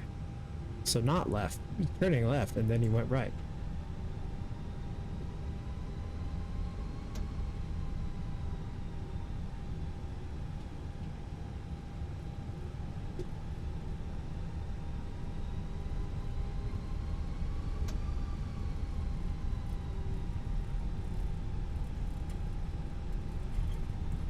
Let's see. I think that's where we're going because it's got all the things set up. The air marshalers. And I see all the baggage people. Yep, there's the air stairs.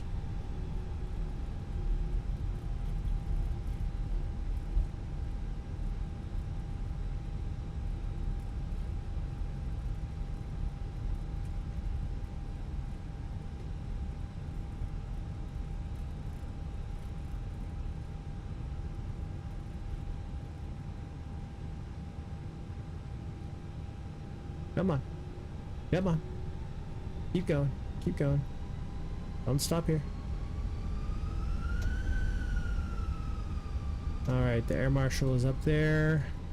Have them in sight. We'll try to follow them all the way in. As soon as we get closer. Why is it doing? I wonder if it's because I have my auto brake on. And it's doing that. Oh, yeah. Fire truck. Just drive right in front of me. Thanks for that. Appreciate that. Oh, you're parking here too. Okay. Well, I guess I'm gonna... Don't mind me, chat. Just gonna run over the fire truck. Because that's what the air marshaller wants me to do.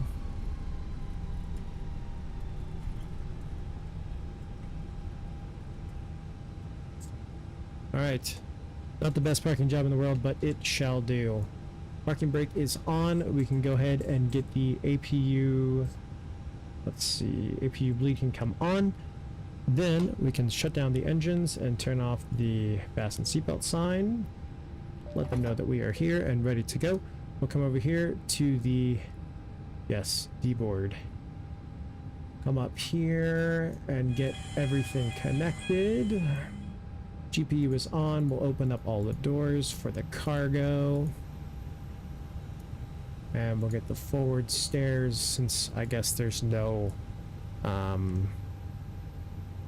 jetway. External power, we'll get that on. Now the external power is on, so we'll get our master switch set to the off position for the APU, and we can turn the APU bleed off now.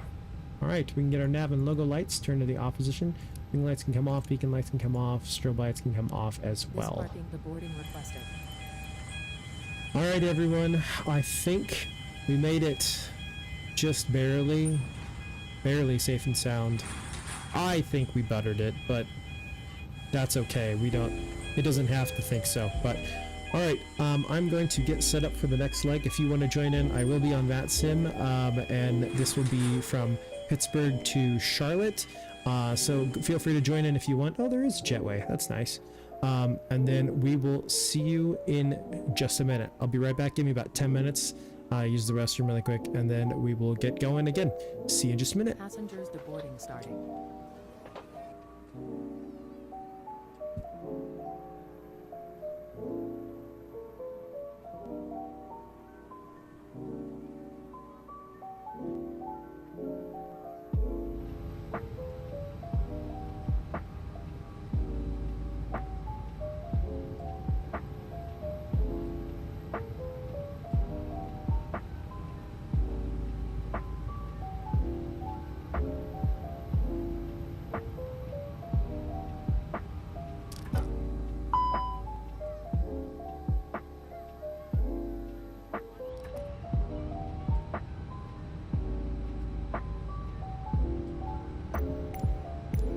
This parking is too small for your aircraft.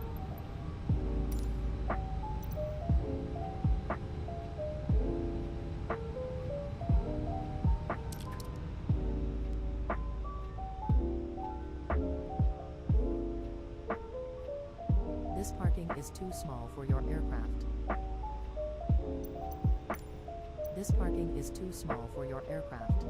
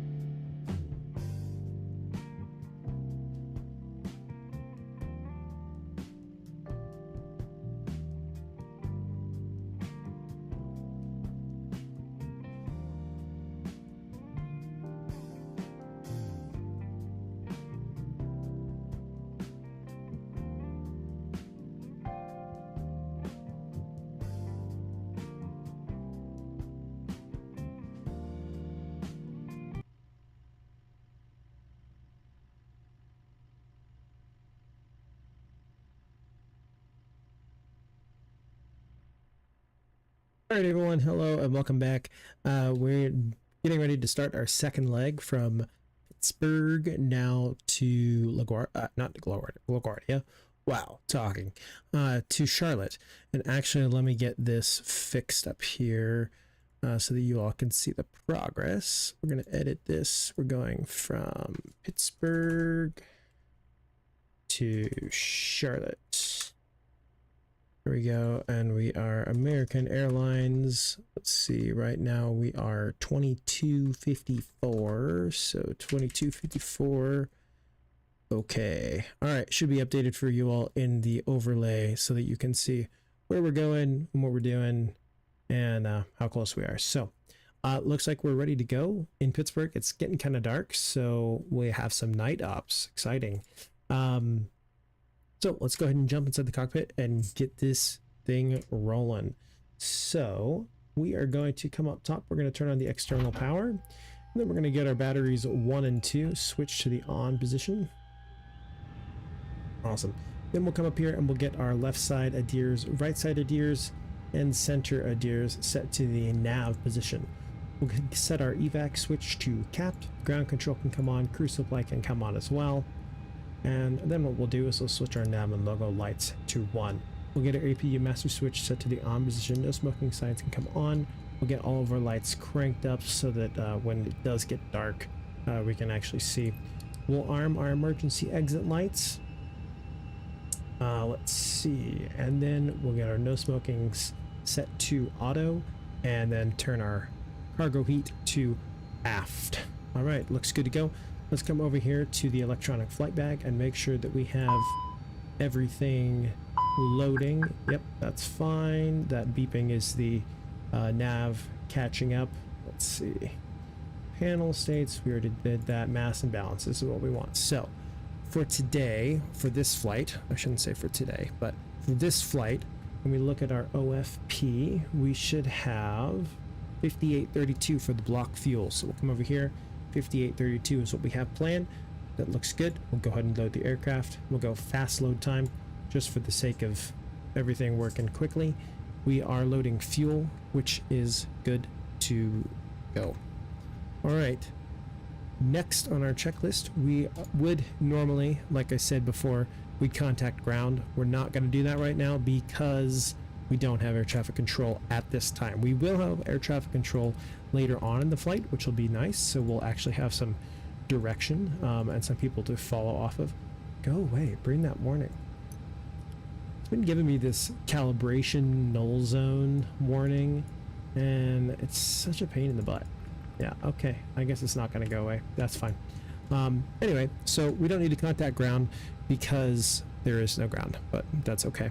We will make sure that we have the updated ATIS information, which if we come over here and go to departure, we're on ATIS. They are departing 28 center, and for the ATIS, we're looking for 299.7. So we'll go ahead and set that into our altimeter. We don't want the European standard. 299.7 is what we want. Perfect. 299.7. Beautiful. All right. Fuel is loading. We don't need to contact ground. Let's go ahead and come down here to our MCDU, and we will get everything rocking and rolling down here. Good there. Let's go to the init page. Actually, before we do that, let's get some lights up here. Get the integrated panel turned up. Like I said, it's gonna be dark by the end of this flight, at least on here. So we'll just make sure that everything is turned up. Okay, good. All right, now we'll do init request. Give that a second to populate.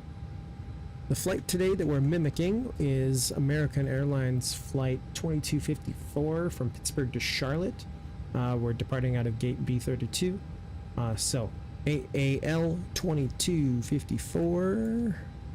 Let's go ahead and enter that into our computer here. 2254. Flight number set. Good. Our cost index today, if we look at our OFP again, is 6. It was 5 on the last flight, so we're burning a little bit more fuel than we were on the last flight. Our cruising altitude, just like the last flight, is going to be 360. Plug that in there. Beautiful. All right, looks good. Let's come up here and we'll go to our flight plan page. Pittsburgh, right now what they said they're doing is they're departing out of 28 Center. So we'll go ahead and activate 28 Center. We're not going to have a SID today. I believe it's just going to be direct, right? Let's see. Yep, 28 Center, direct. ATI? I don't even know how you would say that, but AHTIY. So we do not have a SID today, which will be nice. So we'll just hit no SID. And there will also be no transition. So we'll go ahead and insert that. And we'll clear out that. Beautiful. And let's see, the discontinuity. I don't think we're going to have ATC here at the airport. So, oh, it's not quite. The map is not available yet. That's fine. It's still set to the nav. It's still loading in. No worries. All right. So we'll leave that discontinuity where it is for now. And then we'll come down here to Charlotte. As of right now, in Charlotte, they are arriving 36 left, 36 center, and 36 right. That's not very helpful. I mean, that's great. 36s, so we know we can choose one of those and probably be okay. But actually, I think what we'll do is we'll just leave that blank for now until we get air traffic control letting us know what it is, what we're going to be. We do know though that we're going to be on an RNAV arrival.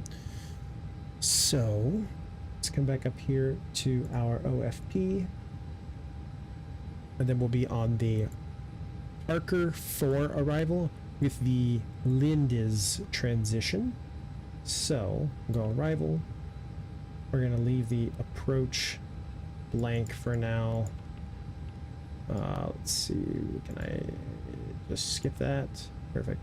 And then what did I say? We're on the Parker 4 arrival with the Lindes transition. Just double check that. Parker 4 Lindes looks good. And then we'll go ahead and insert that there. Okay, looks good to go. So we don't have any discontinuities. We do there, but we'll leave that one in there for now, just until the map populates and we get that rolling. All right, now what we're going to do is we're going to come up top and we're going to start our APU. And as we look at our departure here, we're going to be on the, oh, we don't have a departure, so we're just going to be cleared up to 36,000 feet. So what we'll do is we'll come up to our panel up here. We'll start moving our knob up to 36,000 feet. Beautiful. Okay. All right, the APU should pop up here in a second, letting us know that it is available. And once it is available, we can disconnect the ground power and move from there. Let's see. Come on. Let's take into the second. Has to think.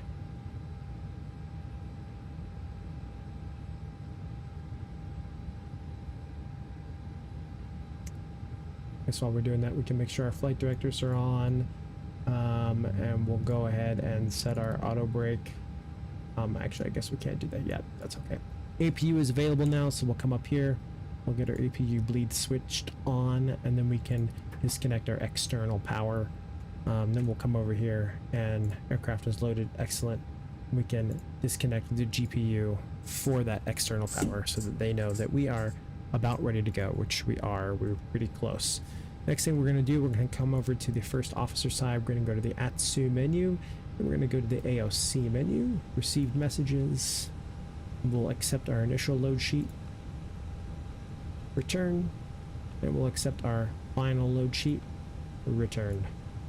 Excellent. Okay, the next thing we need to do is we need to make sure that we are squawking on our transponder. So ATC has requested that we squawk 7252 since there is no one online right now. 7252. that will basically tell them once we do have ATC who we are, and so that they know we won't have to do anything once we get close. So we're on and we're reporting, so looks good. Next thing we're going to do, we're going to come up to the overhead. We're going to get our beacon light set to the on position. We can This set parking all is of too our small fuel. for Yes, your I know aircraft. it's too small. We'll get all the fuel pumps turned on. We'll get the seatbelt sign turned on as well. Okay, loading is done and we've accepted our load sheets. So we're going to come back over here to the EFB. We're going to go to our mass and balance tab, and everything looks good there. So we're going to send that down to the MCDU so that our flight computer has those numbers. Next thing we're going to do, we're going to find our takeoff performance. We're departing 28 center today. It is dry. We're going to be flaps 2. We're not going to do toga, so that's good. We'll leave packs on because it is hot outside, and we have got our takeoff weights set. We'll sync our live weather, Departure checks and complete. then we will Bypass calculate our pin V inserted. speeds. So now that we've done that, we're going to send that down to the MCDU, and we will check the MCDU and make sure that it is there. So we'll go to the perf tab, and there are our V speeds. So looks good to go. Okay, we'll come over here to the init tab, and we'll go to the B page, and you can see we've got all of our weights sent in, so it looks good to go. Okay, excellent. We're just waiting for the pushback now. Once that occurs, we can start our engines and we will be good to go. That cleared. Good. Awesome. All right, it's looking good so far. Raising up the aircraft so that we can push back.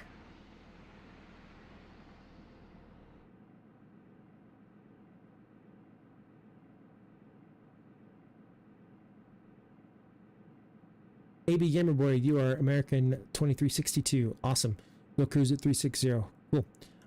Sounds good. Yeah, just make sure we're spaced out far enough apart so that when we do have air traffic control, that we're not conflicting with each other, and that they'll, because if we're too close, they'll be like, you need to, one of you needs to get off course so that we can make sure everyone is far enough apart. So awesome. Looking good so far.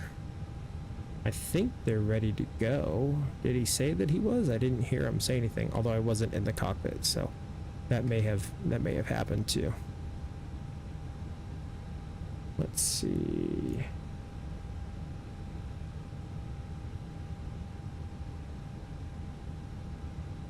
Still no ATC. That's fine. We'll take it. All right, we'll come back over here to GSX, For your aircraft. and we are currently, let's figure out which way we're facing right now.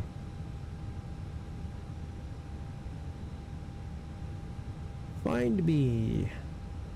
There we go. All right, we're on the south ramp, and we're departing 28 center, so it's going to be, yeah, all the way over here. So that's going to be a long taxi. That's okay. So we'll want our nose to be left is fine, and our tail right. So we'll go ahead and come back over here and let them know to This continue. parking is too small for Push your back. aircraft. Nose left, tail right. Release parking Perfect. brakes, please. All right. Parking brakes are released. Ignition is set to start. Push.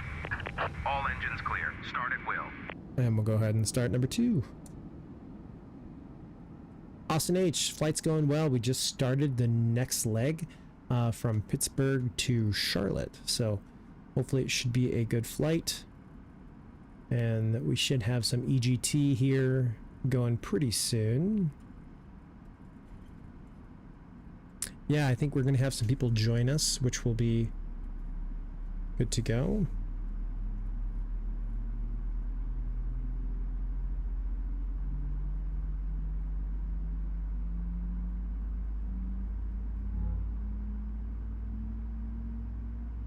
Hear the engine coming to life there.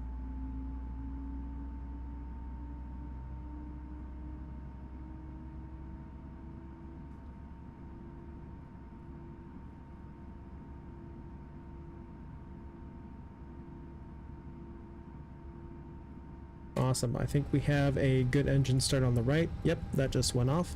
So we'll come back to the back of the plane and we'll hear the PTU barking dog. Here it goes. Bark, bark. Please set parking brakes. Parking brake is set. Waiting your confirmation for a good engine start. We do have a Cockpit good to engine ground. start. We have a good engine start. You can disconnect. Unlocking gear.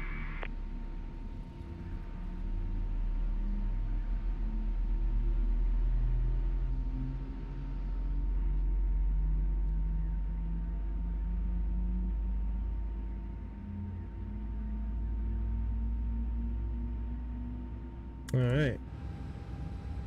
Everything's going pretty well so far. I think we are good to go. We did start our pushback, so I'll go ahead and start our block time here. I did forget to do that. We're a couple of minutes late. That's fine. Okay. Looks good. We're going to come down here. We're going to go to predictive wind shear set to the auto position. System can go to 1. Bypass pin We'll removed. arm our ground spoilers here. And we will go ahead Left is and clear. Right is clear. set our flaps for departure. There we go. That's what I want. Flaps 2 will be our departure. Beautiful. Come up here. We'll go auto brake RTO for takeoff. And it looks good. Now that we have engine power, we'll turn off the APU bleed and the APU itself can come off. Okay.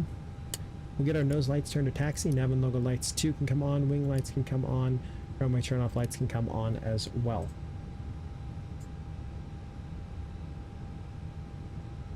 All right. I think we're good to go. Have a good trip. Thank you very much. There he goes. He's walking with the bypass pin.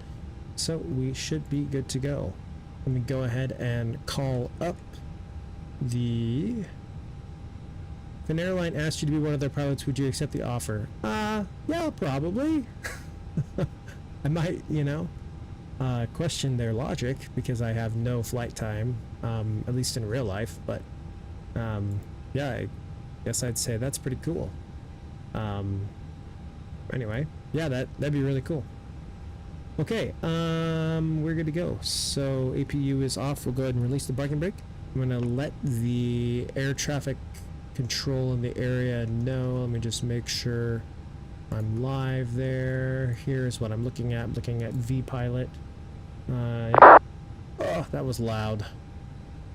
That's okay. All right.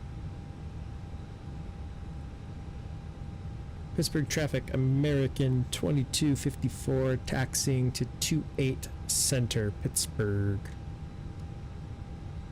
All right, here we go. Throttle's up to 50 to get us moving.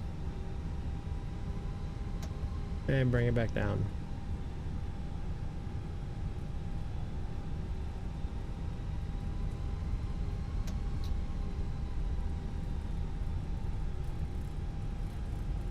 Welcome back, Noah. We're just now taxiing out to 28 Center. So as we look at our charts here, we'll take a left at the end of this road, I say, and then we'll take the next left onto Delta. We'll take Delta. Nope, I lied. We're actually going to take the second left on Echo. So not this first left.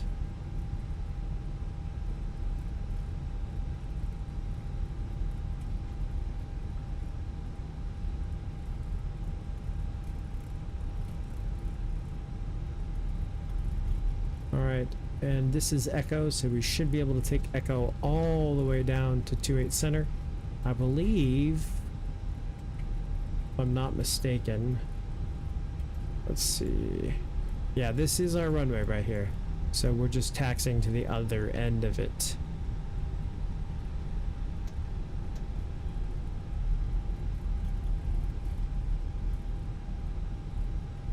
All right, looking good so far. We'll go ahead and do our takeoff config test. Make sure everything is normal, and it looks like it is. We'll go ahead and get our landing lights set to the on position. Nose lights can come to take off. Beautiful, and strobe lights can come to the on position as well.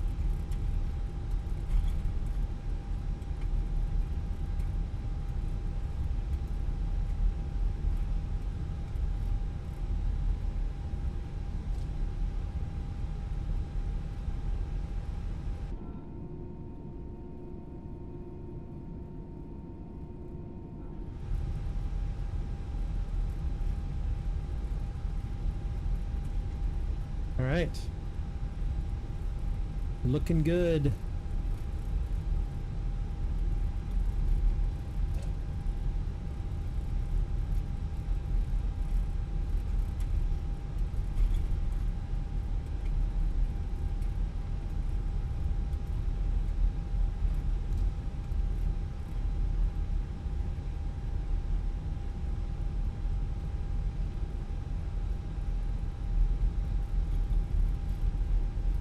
This is a long taxiway, basically from one end of the other. We'll see you later, Noah. Have a good rest of your day there. I guess you've got the whole day ahead of you. So thanks for tuning in, and yeah, join us again. We'll have more streams in the future. Have a good rest of your day.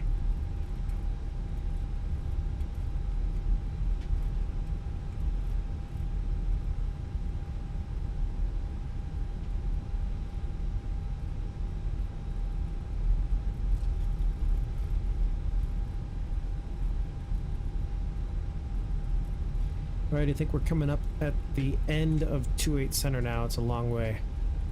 See ya.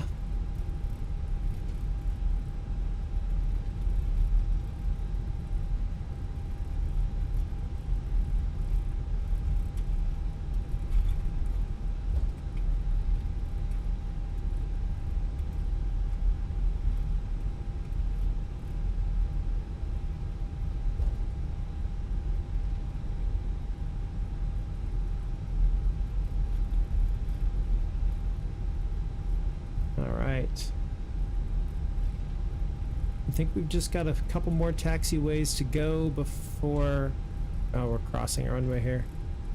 Pittsburgh traffic, American 2254, crossing runway 28 Center, Pittsburgh. That's not right. That wasn't 28 Center. I don't know why that... on the ground there it said 28 Center. Yeah, see, it says 28 Center. That's not 28 Center, but... It's alright. I'll just be sure to email the developers and let them know that they're... just kidding. I'm not actually going to do that.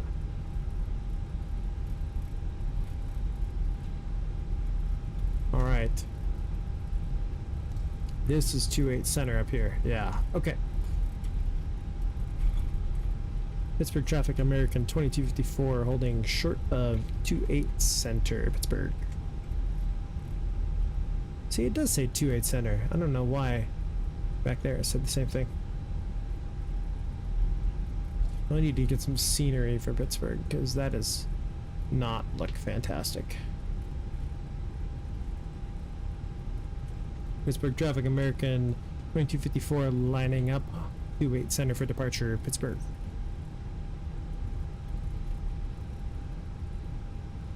Alright, we're looking good to go.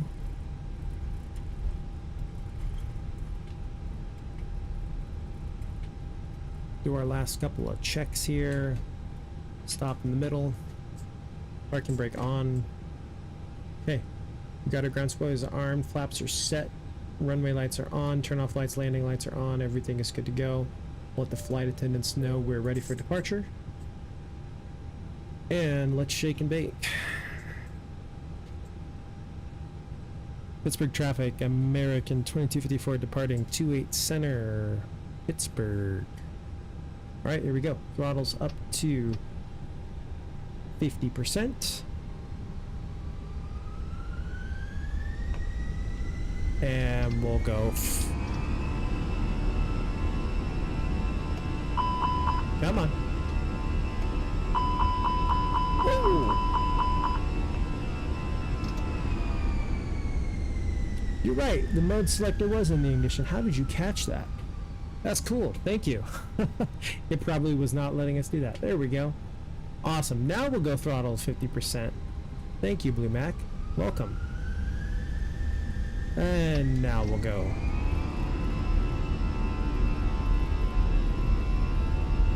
Slight down pressure.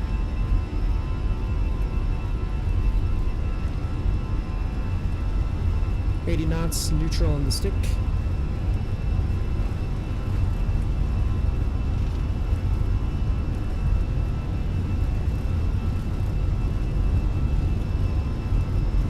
1. Over rotate.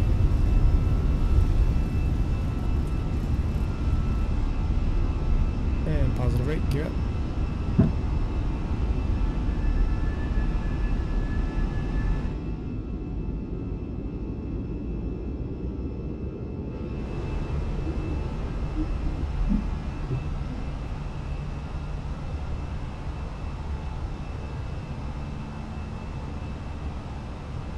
Alright.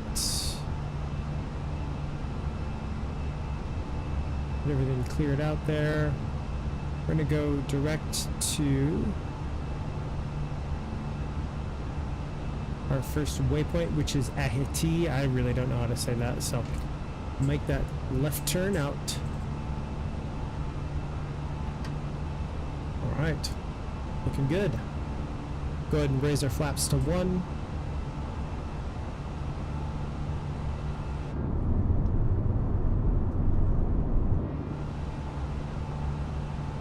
And as we approach, we'll bring lever back to climb.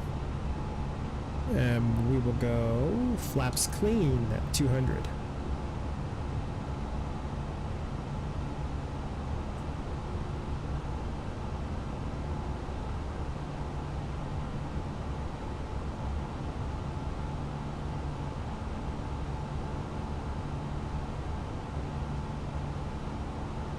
All right, looking good so far.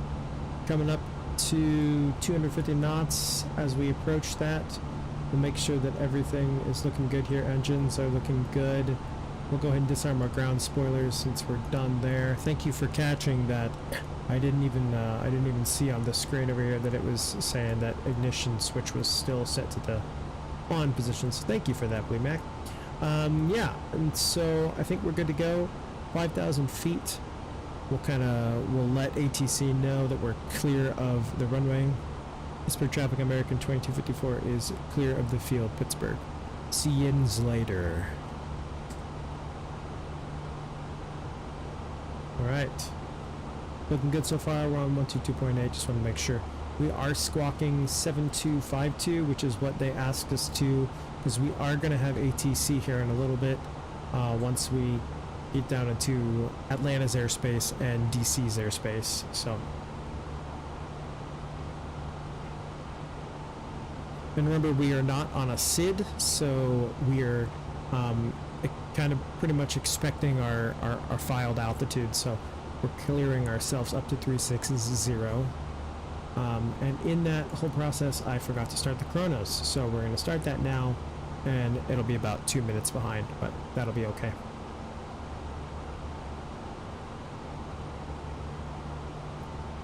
All right. Looking good so far. We're coming up on 10,000 feet, so what we're going to do is we're going to go ahead and turn off our landing lights. Actually, they were never completely on, were they? I thought they were totally on. That's okay. When we turn off lights can come off. Nav and logo lights can be set to 1. We'll leave our beacon lights on, and the nose lights can come off as well. We'll switch the no smoking sign to auto, and we will let the flight attendants know that we just passed 10,000 feet.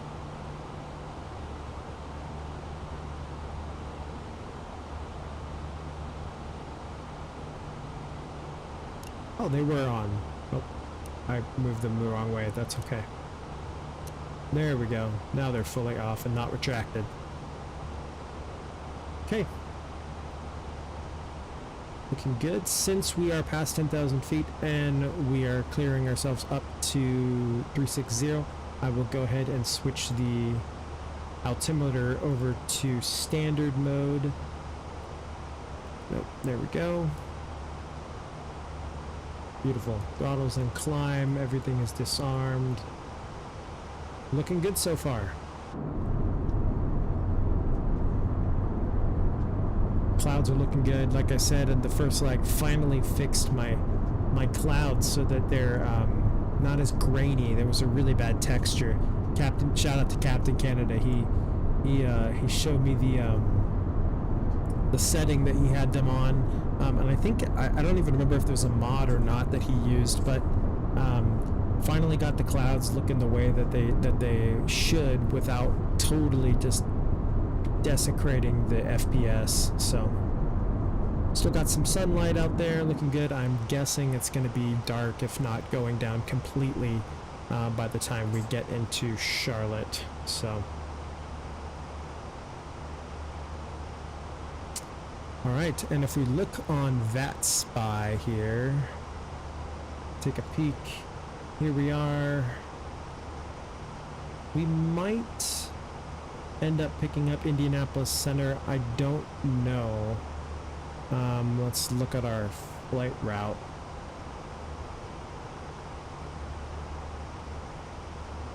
We turn off the weather. I think that's causing it to, yeah. Okay, yeah, we're actually gonna go quite a bit to the west. So, and if we look at our layers here,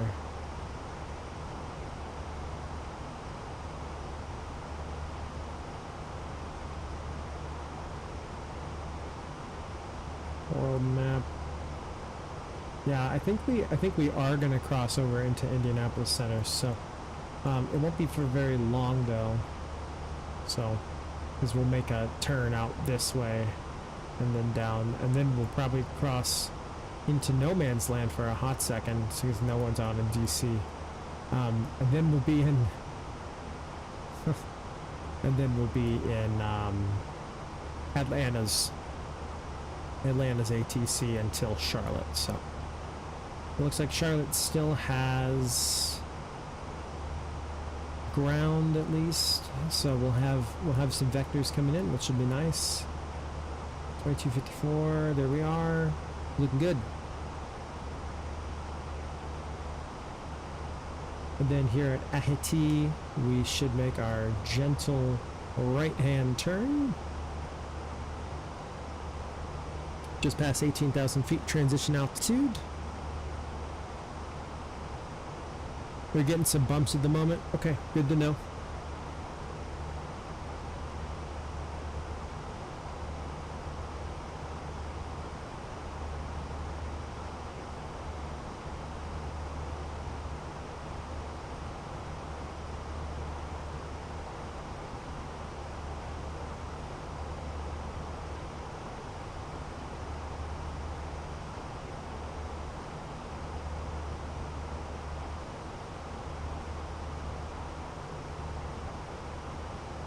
Alright, we've changed course to Bergs, which should be, and then we'll continue out to Hotel Victor Quebec, the VOR, which is out over West Virginia, I think, where I used to live. That's cool.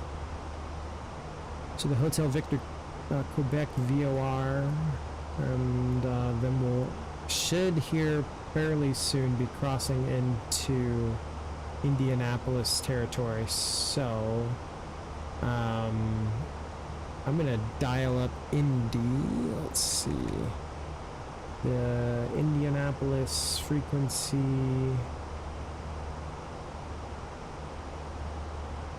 So, well, now they're not even popping up.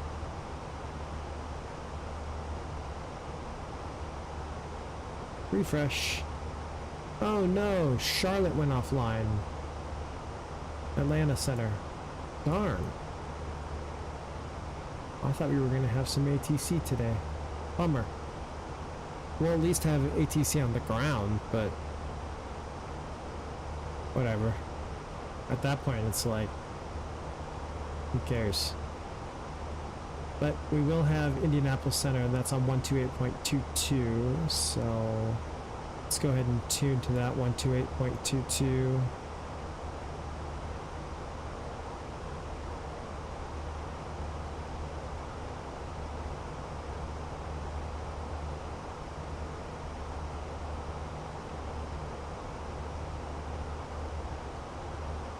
There we go, 128.225.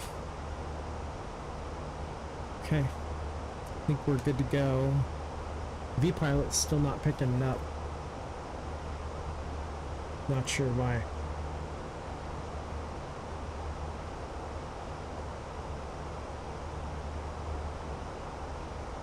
Wonder if they just popped offline too. That would be a bummer. I was looking forward to that. No, they did just go offline. Darn. I guess it is 10:30 on the East Coast, so that could have something to do with it. Yeah, because the West Coast is lit up right now. Shucks. Alright, well. No ATC today, I guess.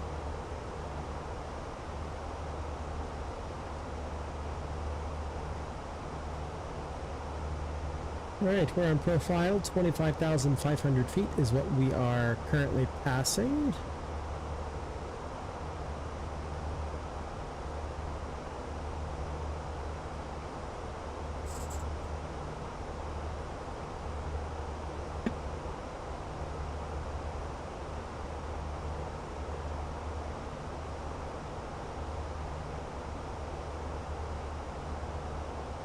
Top of climb has us, let's see,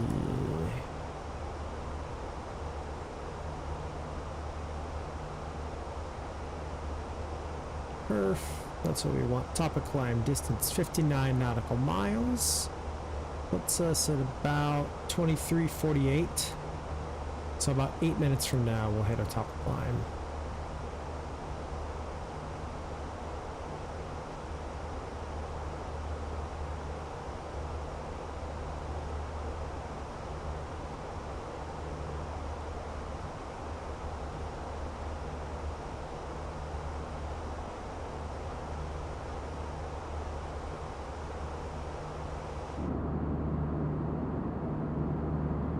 Beautiful hills of West Virginia down below.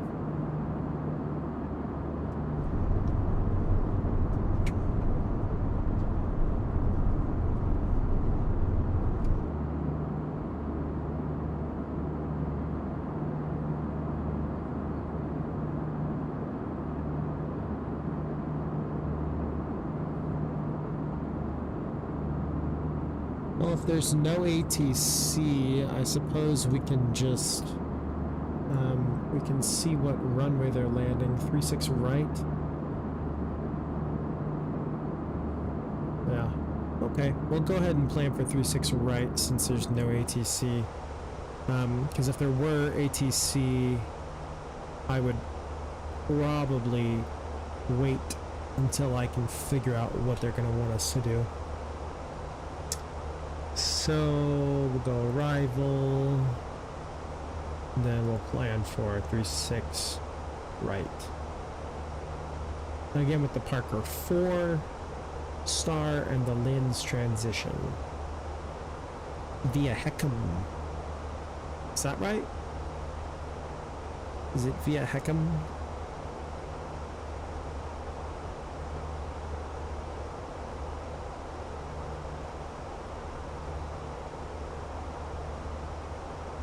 I don't even see.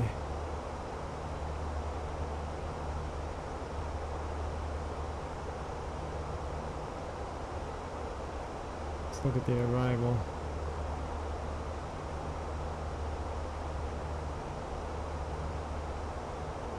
Yeah, I don't see Heckham on here.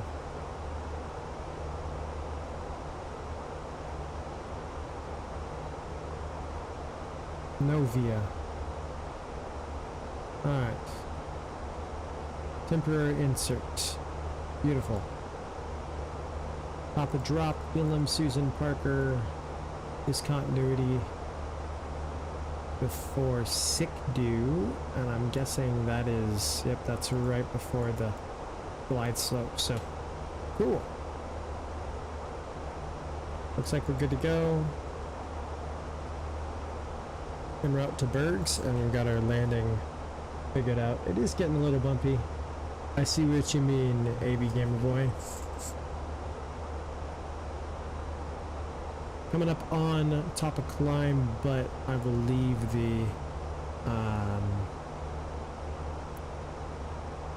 I'll leave the fasten seatbelt sign on for just a little bit. Top of climb will be at 23:48. About 4 or 5 minutes from now, and then top of drop will be 0004. So that puts us, how long is that cruise? 12, 13, 14, 15, 16 minutes. So it'll be about a 15-minute cruise, and then we should be good to go.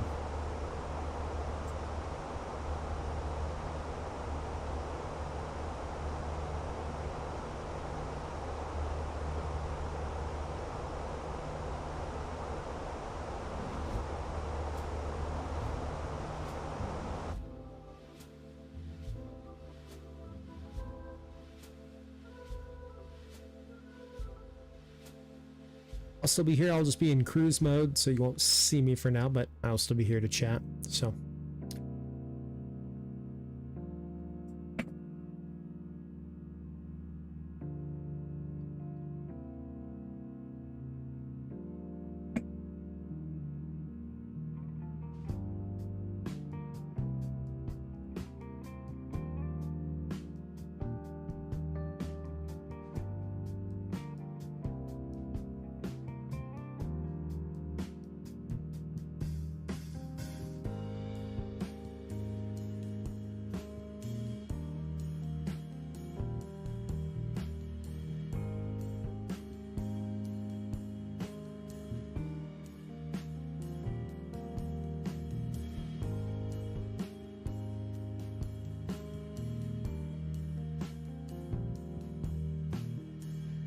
Perfect, 360, love it.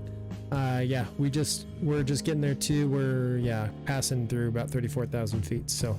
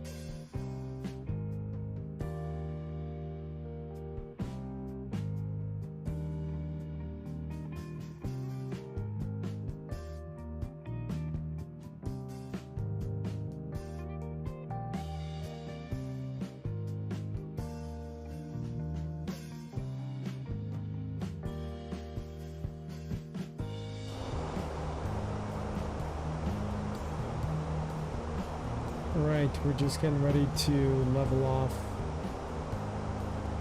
Oh, not quite. Still got about 1,500 feet. So that altitude indicator in on the overlay is not quite as accurate as I thought it might be, but I don't know why. I don't know what it goes off of, but it doesn't always seem to be right most of the time.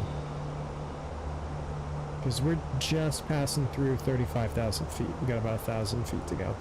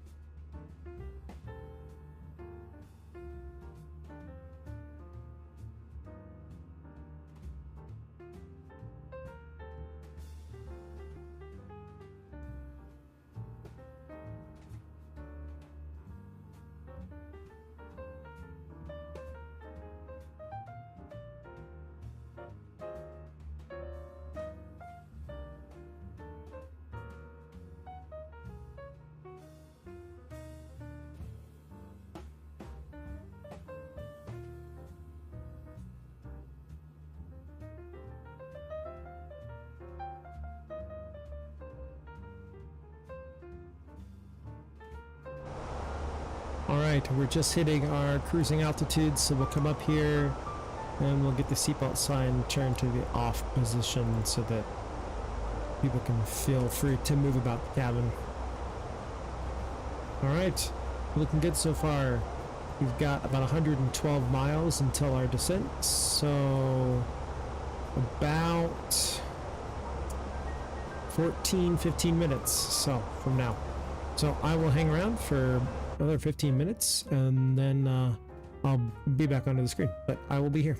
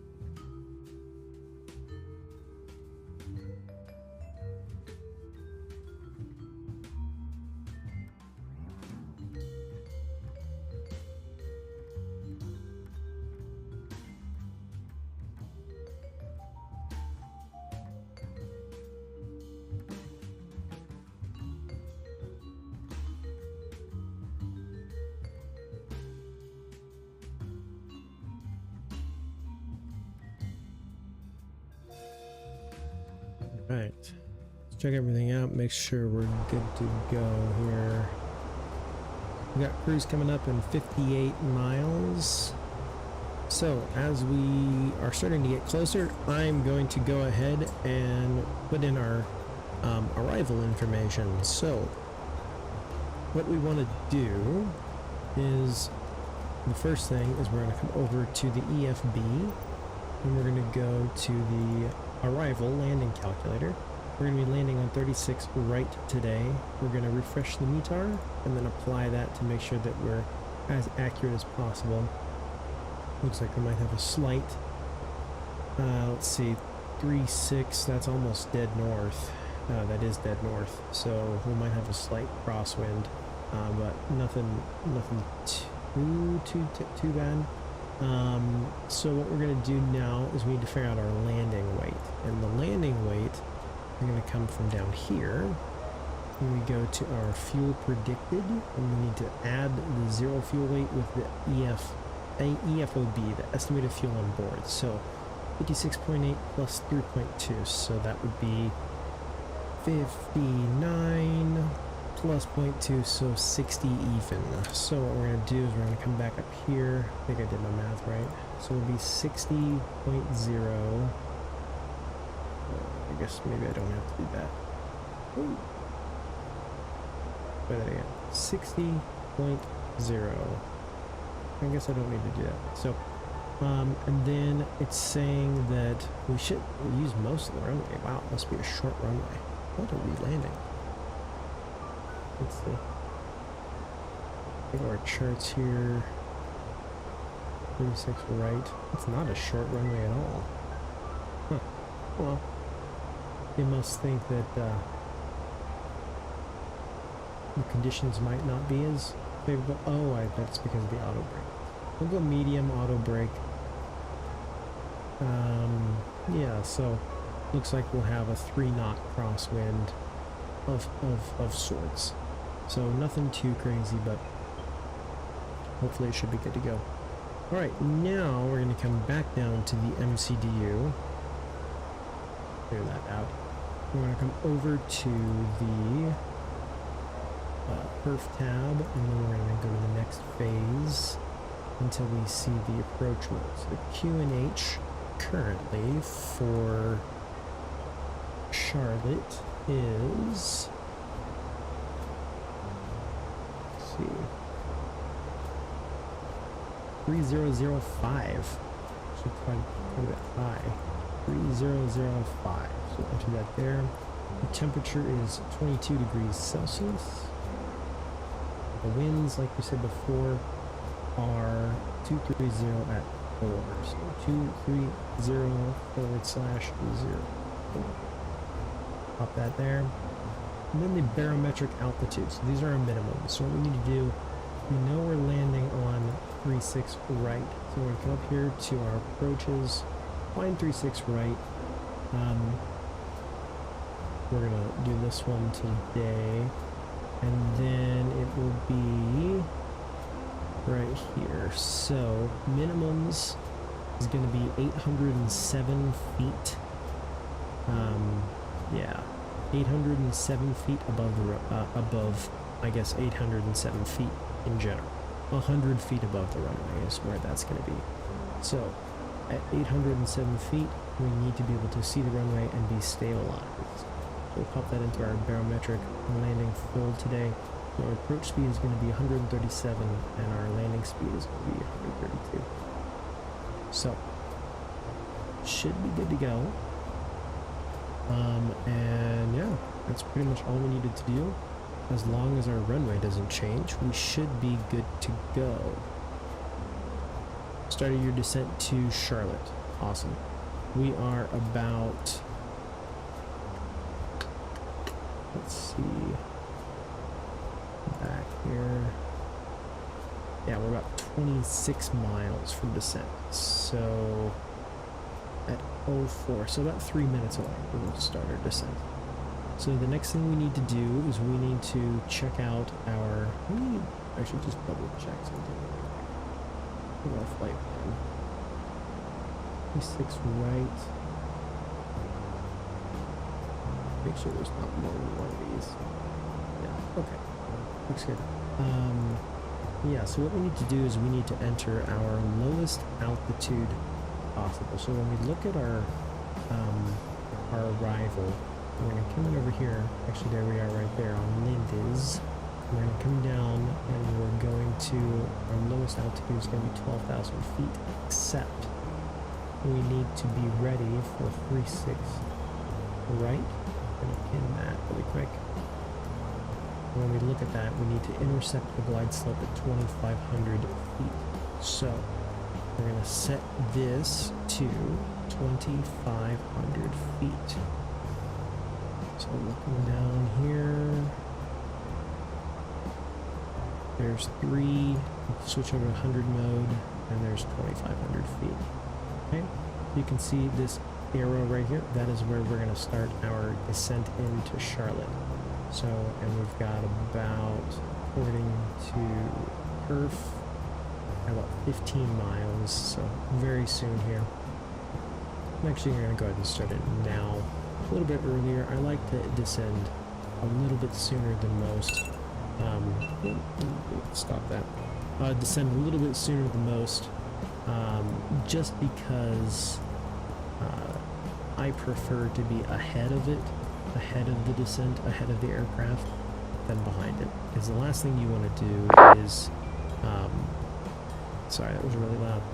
The last thing you want to do is have to be descending at 4,000 feet per minute because, you know, you miss your descent or whatever. Who is doing that? My goodness. Very loud.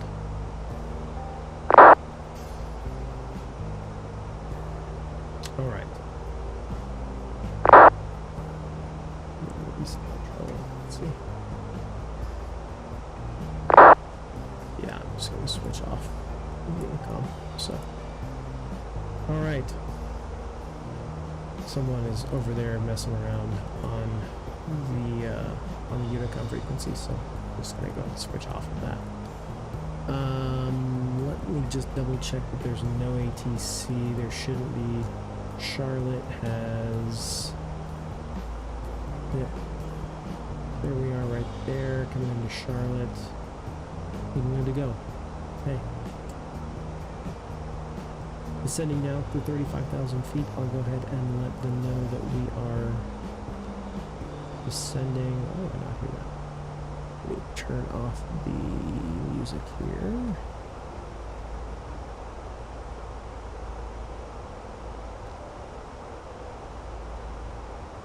All right. Okay. We're looking good so far.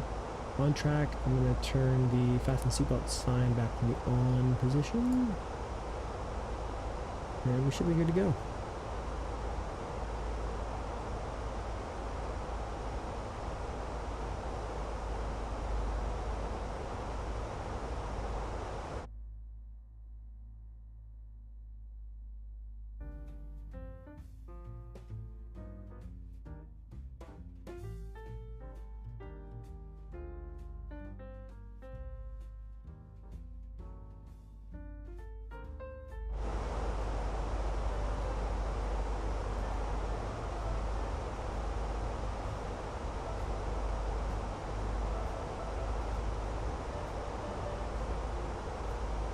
All right.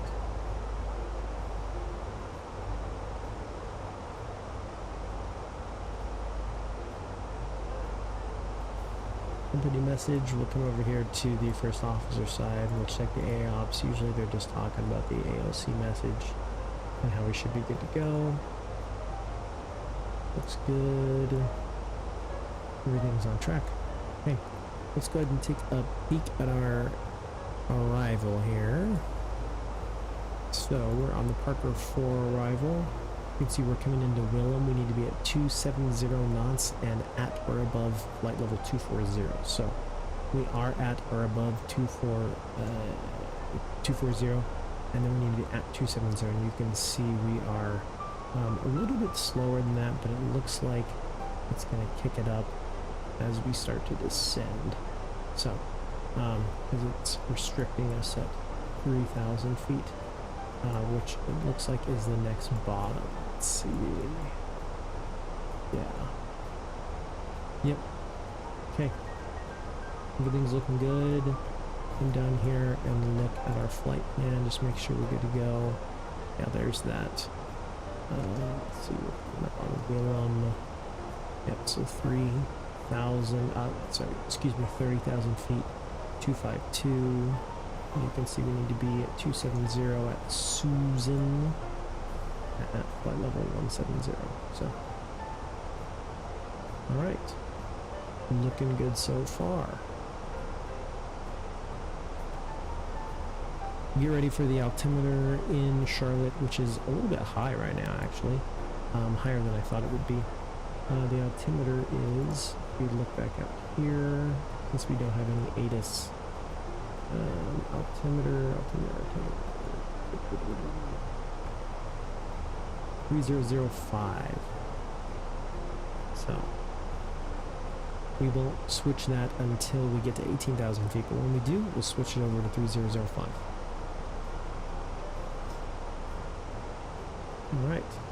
Everything is looking good.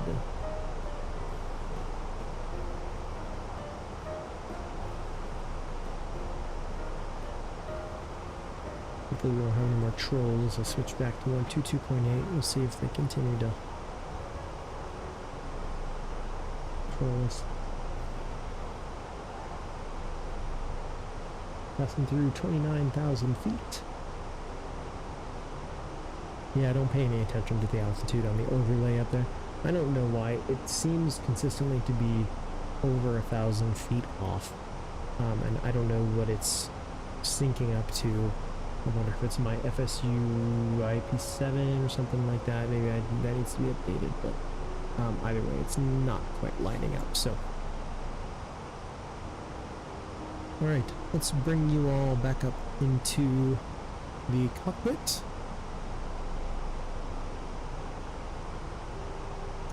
We're descending nicely, a little bit ahead of schedule.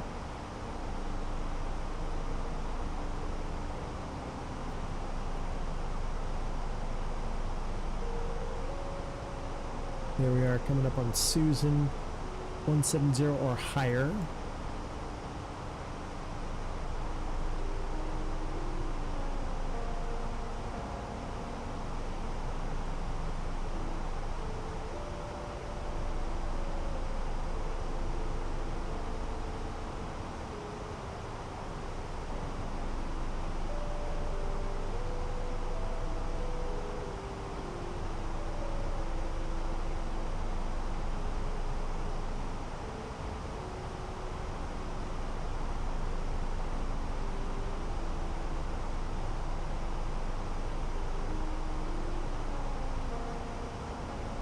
Alright, let's check out our expected parking gate. So, if we're looking at our real world flight that we're mimicking here, Pittsburgh to Charlotte, they parked at B Bravo 8. So, we will expect to park at around there at least. I'm assuming that's going to be here. Let's go to our charts, taxi. Parking gates, Bravo 8, right here, concourse B. So, let's see, Bravo 8. So, that's not what I want. This should be concourse Bravo. We're landing on 36 right. Yeah, 36 right here. So we should take maybe this Romeo high-speed exit and then take that off at Charlie, and then actually we could just take Romeo all the way across and then cross runway 235 at Romeo and then turn left, and then we should be able to just park right there. So hopefully it's easy peasy. Wow, that other runway is long, 10,000 feet. So, Bravo 6 is what we're aiming for.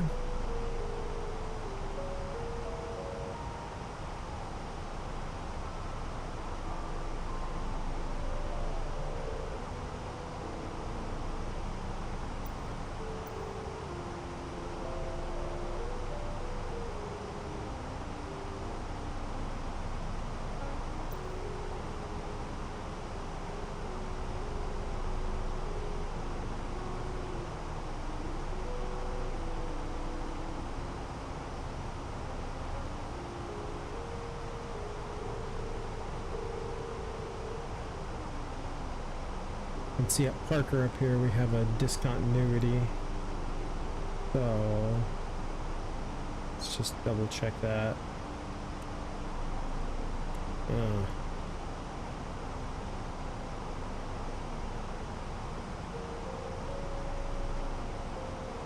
Oh, probably because we didn't put in that transition. So again, yeah, 36 right.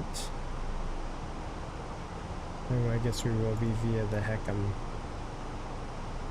Yeah, it didn't. Heckham didn't pop up. I wonder if that's outdated or something like that. That's strange. But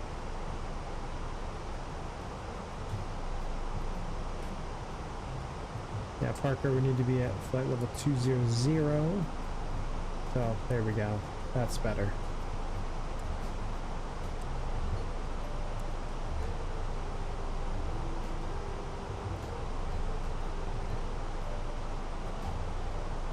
Yeah, Parker 200-250, so we actually need to gain some speed once we get to 200. You can hear the engine revving up there, which is good. That's what we wanted to do.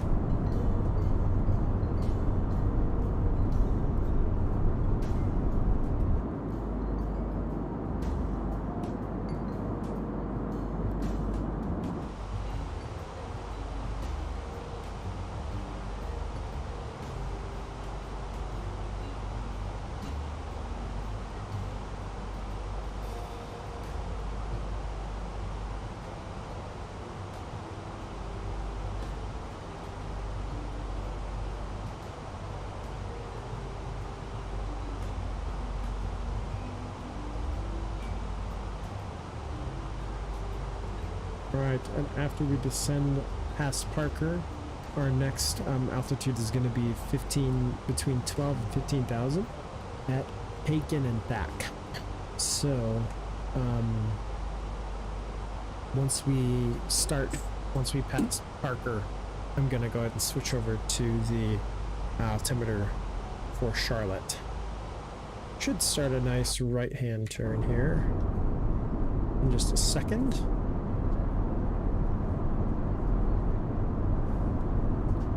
There it is.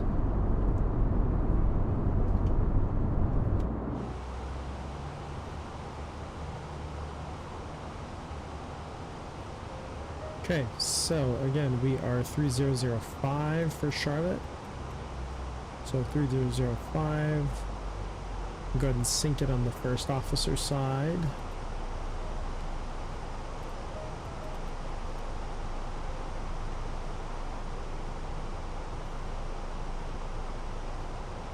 Looks good. Got the altimeter set. I'm gonna go ahead and arm the ground spoilers. And we'll set auto brake to low.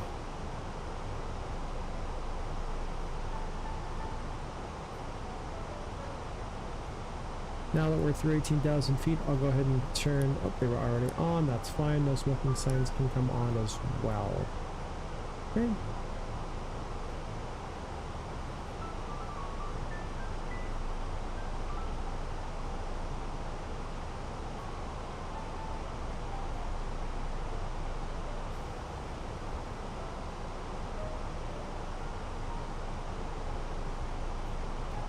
Should be able to see the airport off here in the distance fairly soon. We got a nice sunset, looks like. Sun won't be on our eyes though, so that'll be good.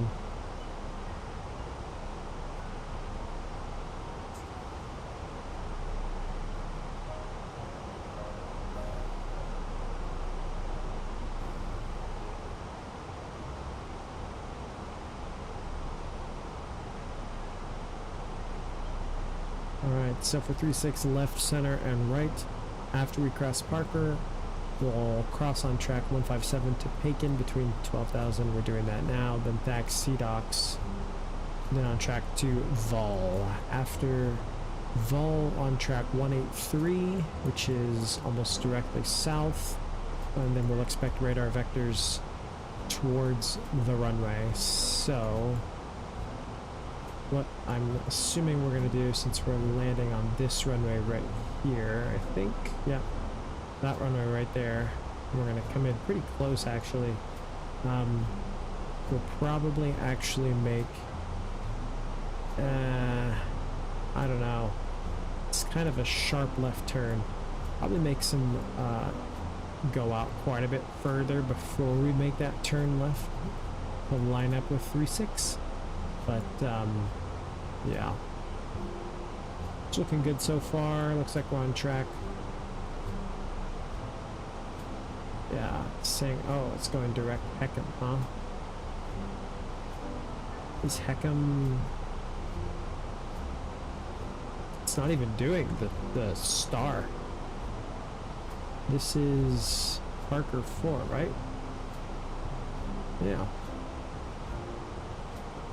Let's see.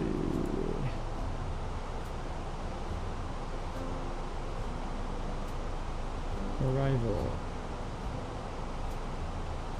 36 right, Parker 4, Linda's transition via Heckham.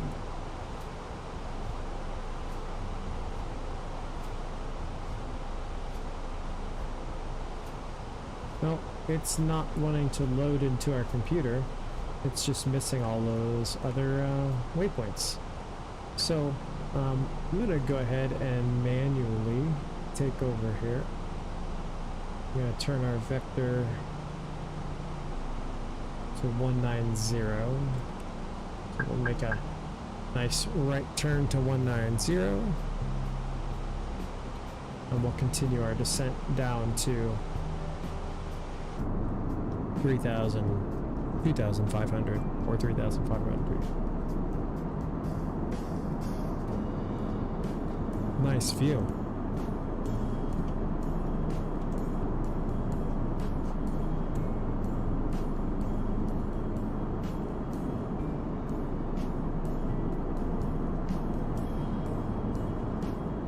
Capture that.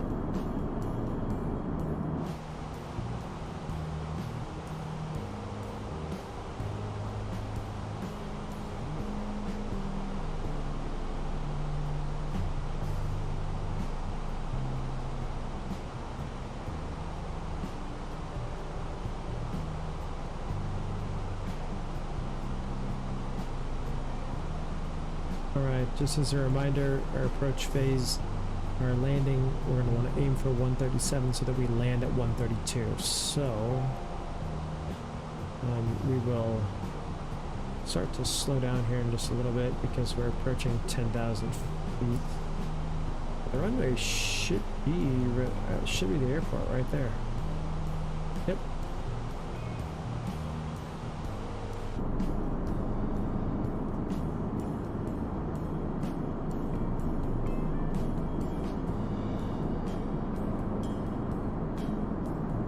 That is the airport right there.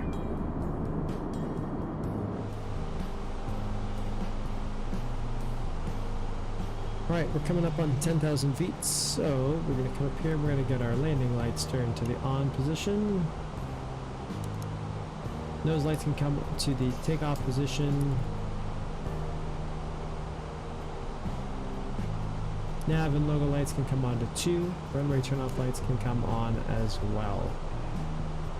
Okay, no smoking signs are on. We'll let the flight attendants know that we are on a final descent.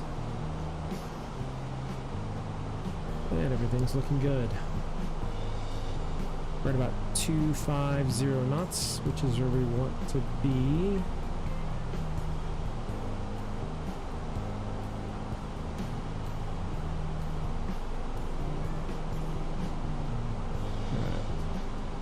Yeah, Heckham is quite a bit out there actually. It's already at 6,000 feet, so when we get to Heckham, we want to be at about 6,000 feet.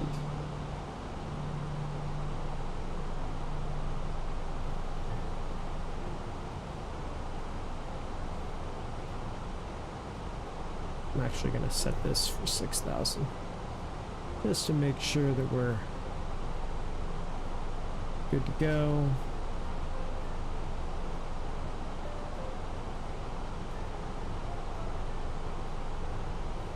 And we'll go ahead and go direct Peckham. Okay, we'll start that left turn in.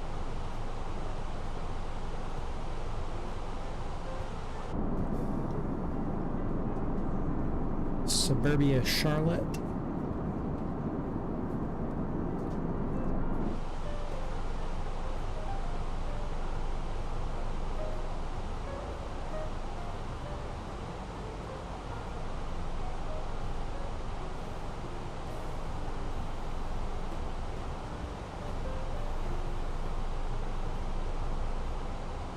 And as we approach Heckham, it's going to be a pretty straight descent down to the runway. So I'm going to go ahead and get slowed down here. Slow down to 200.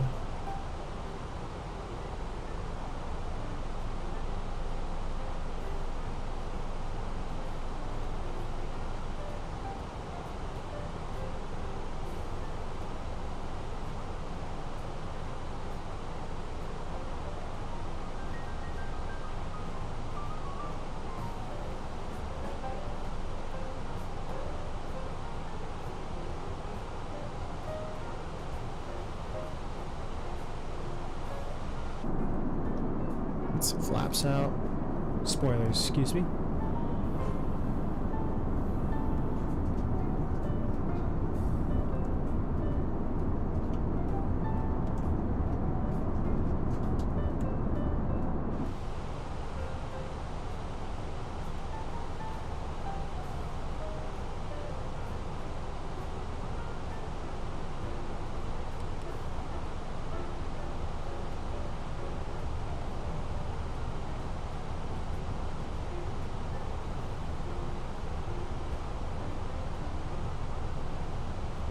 Yes, I'm excited for band camp, Jacob. Although, I wish I had a little bit more time off, but that's okay. Alright, 6,000 feet for Heckham, and we're slowing down nicely. We'll go ahead and retract that. We'll go flaps 1. And don't ask me to crash into a building, Jacob. Please, thank you. I will do it. Alright. Looking good. We're going to make this nice left turn to Jenda. And we'll go ahead and continue our descent down to 2,500 feet.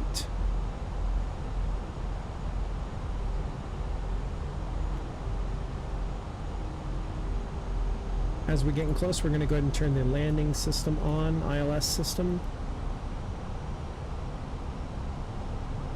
Here's that nice left turn to line up with the runway right out there. We're going to land right there on 36 right.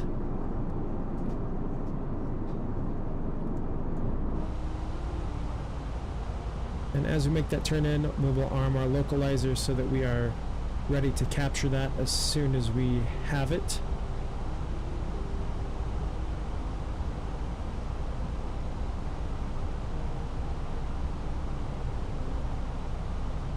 You'll be going to band camp, leaving to go to football, and then back to band camp. That sounds fine. It's a long day anyway, so that'll be fine. We've got other people that are doing the same thing.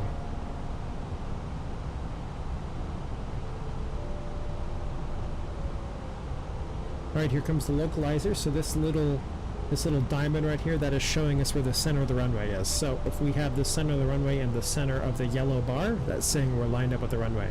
So the aircraft knows where it is, and we're going to overshoot it right now so that we hopefully line up with it perfectly. So you can see, there we go. Okay, now we're pretty close, so we're going to go ahead and arm our approach, which will line up the glide slope. So the glide slope is this triangle right here. Okay, so once that hits the center mark, that's going to give us a good descent path towards the runway. So we're pretty close on that. I'm going to go ahead and slow down to our aiming speed for landing. Remember, if we come down to our perf page, we are looking for 137 is the goal for landing speed. I'll go ahead and go flaps 3.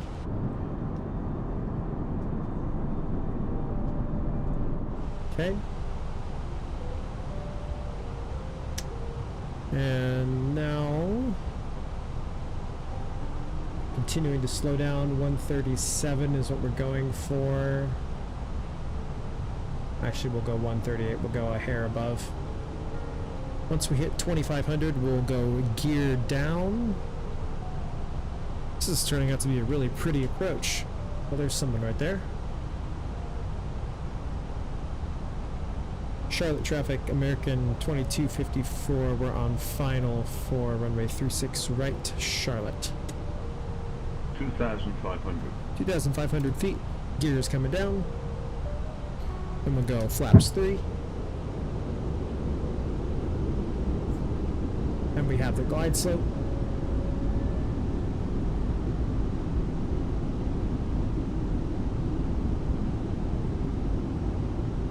And now we'll go flaps full.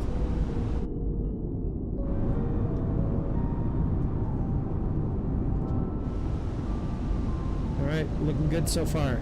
Let's review our go-around procedures. So if we do have a go-around, we're going to do a climb to 1320, then a right climbing turn to 4,000 feet outbound on the Charlotte VOR, right? So if we do have to go around, that's what we'll do.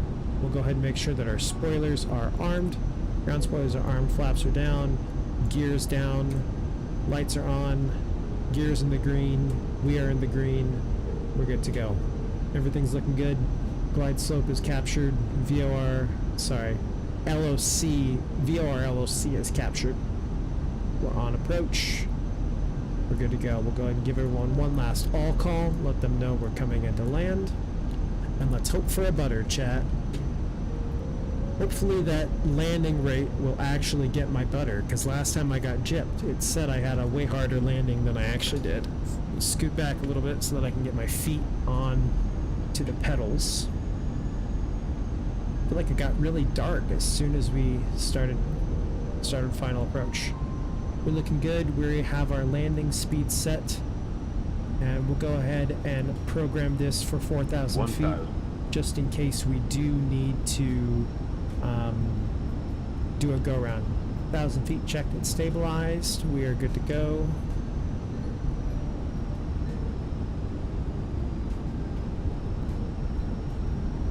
At minimums, we will disconnect. Butter, yes. Butter is meaning that you're so smooth landing under the runway that it's greasy smooth. Yep. Yes. Smooth like butter. Yes. Hope for a butter. 500. 500 checked, stabilized. Coming up on minimums. Minimum should be at 100 feet. Got a slight crosswind from the left, varying 3 knots, 5 knots. 100 above. My airplane.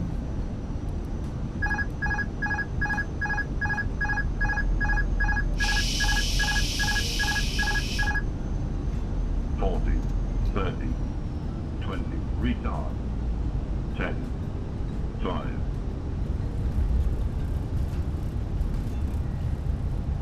Maintain center line. Full reversers. Manual braking.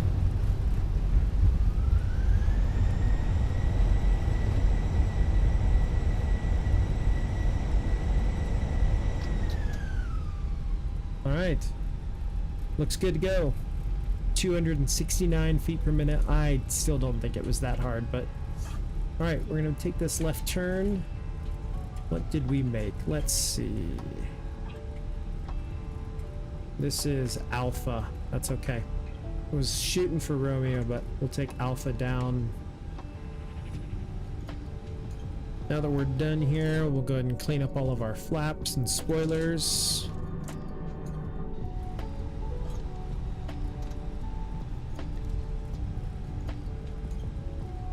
And this should be Romeo right here, so we will take a right on Romeo, and we'll let air traffic control, we're crossing.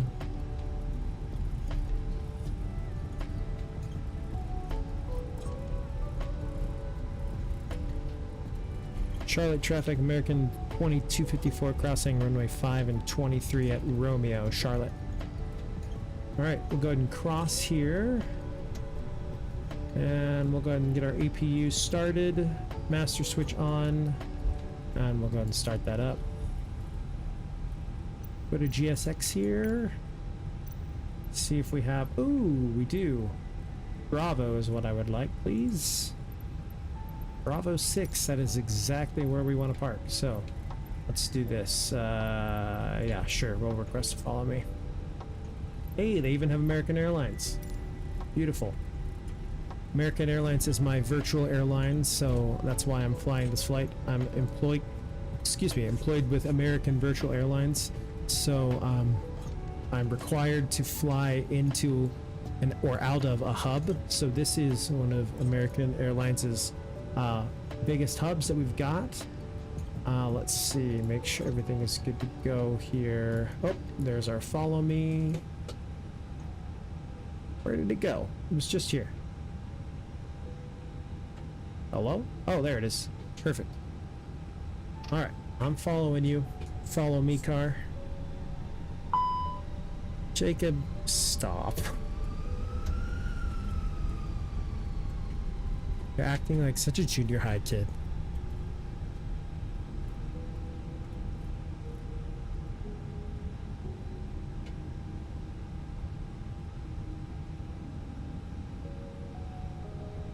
Left turn here. And also, yes, I do.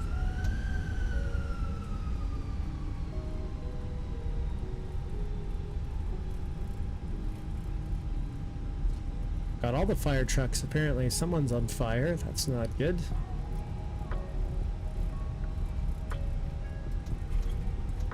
You keep telling yourself that, Jacob. You keep telling yourself that.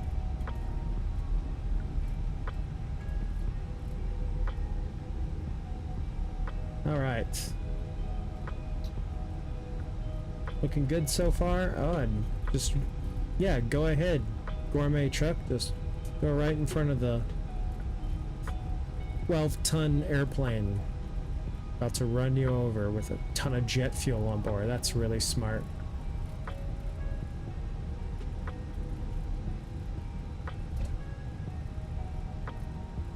Alright, let's see, where's our gate? Let's see how good my parking job will be. It was not great last time, but also the runway was not...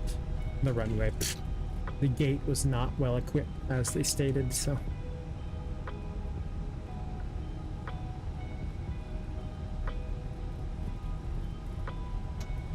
Alright, on the left here, let's see how parking's going to be. Now that we're getting pretty close, I'm going to shut down the second engine. Since the APU is on. We still got engine number 1. Here's Bravo 6. This is exactly where we wanted to park.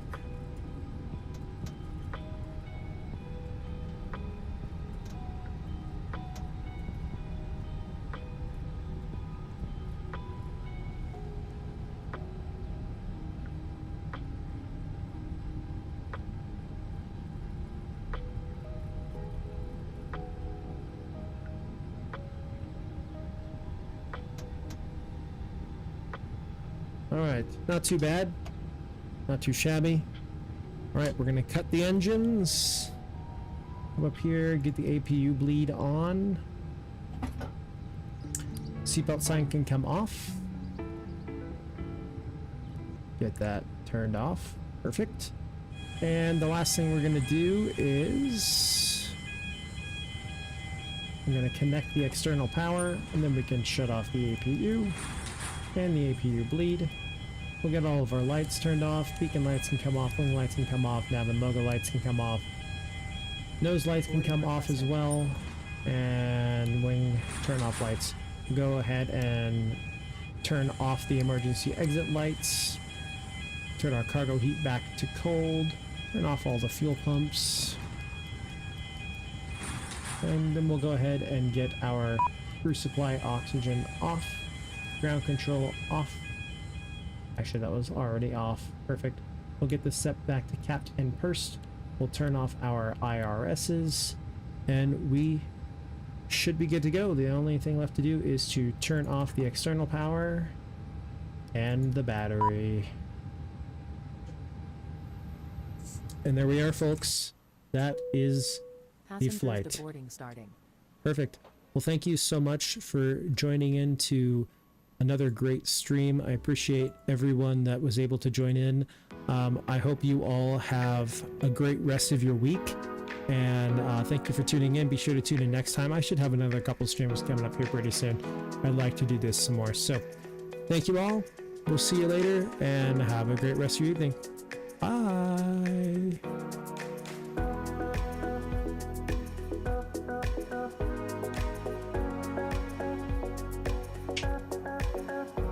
Jacob, you got terminated. Shame, shame, shame.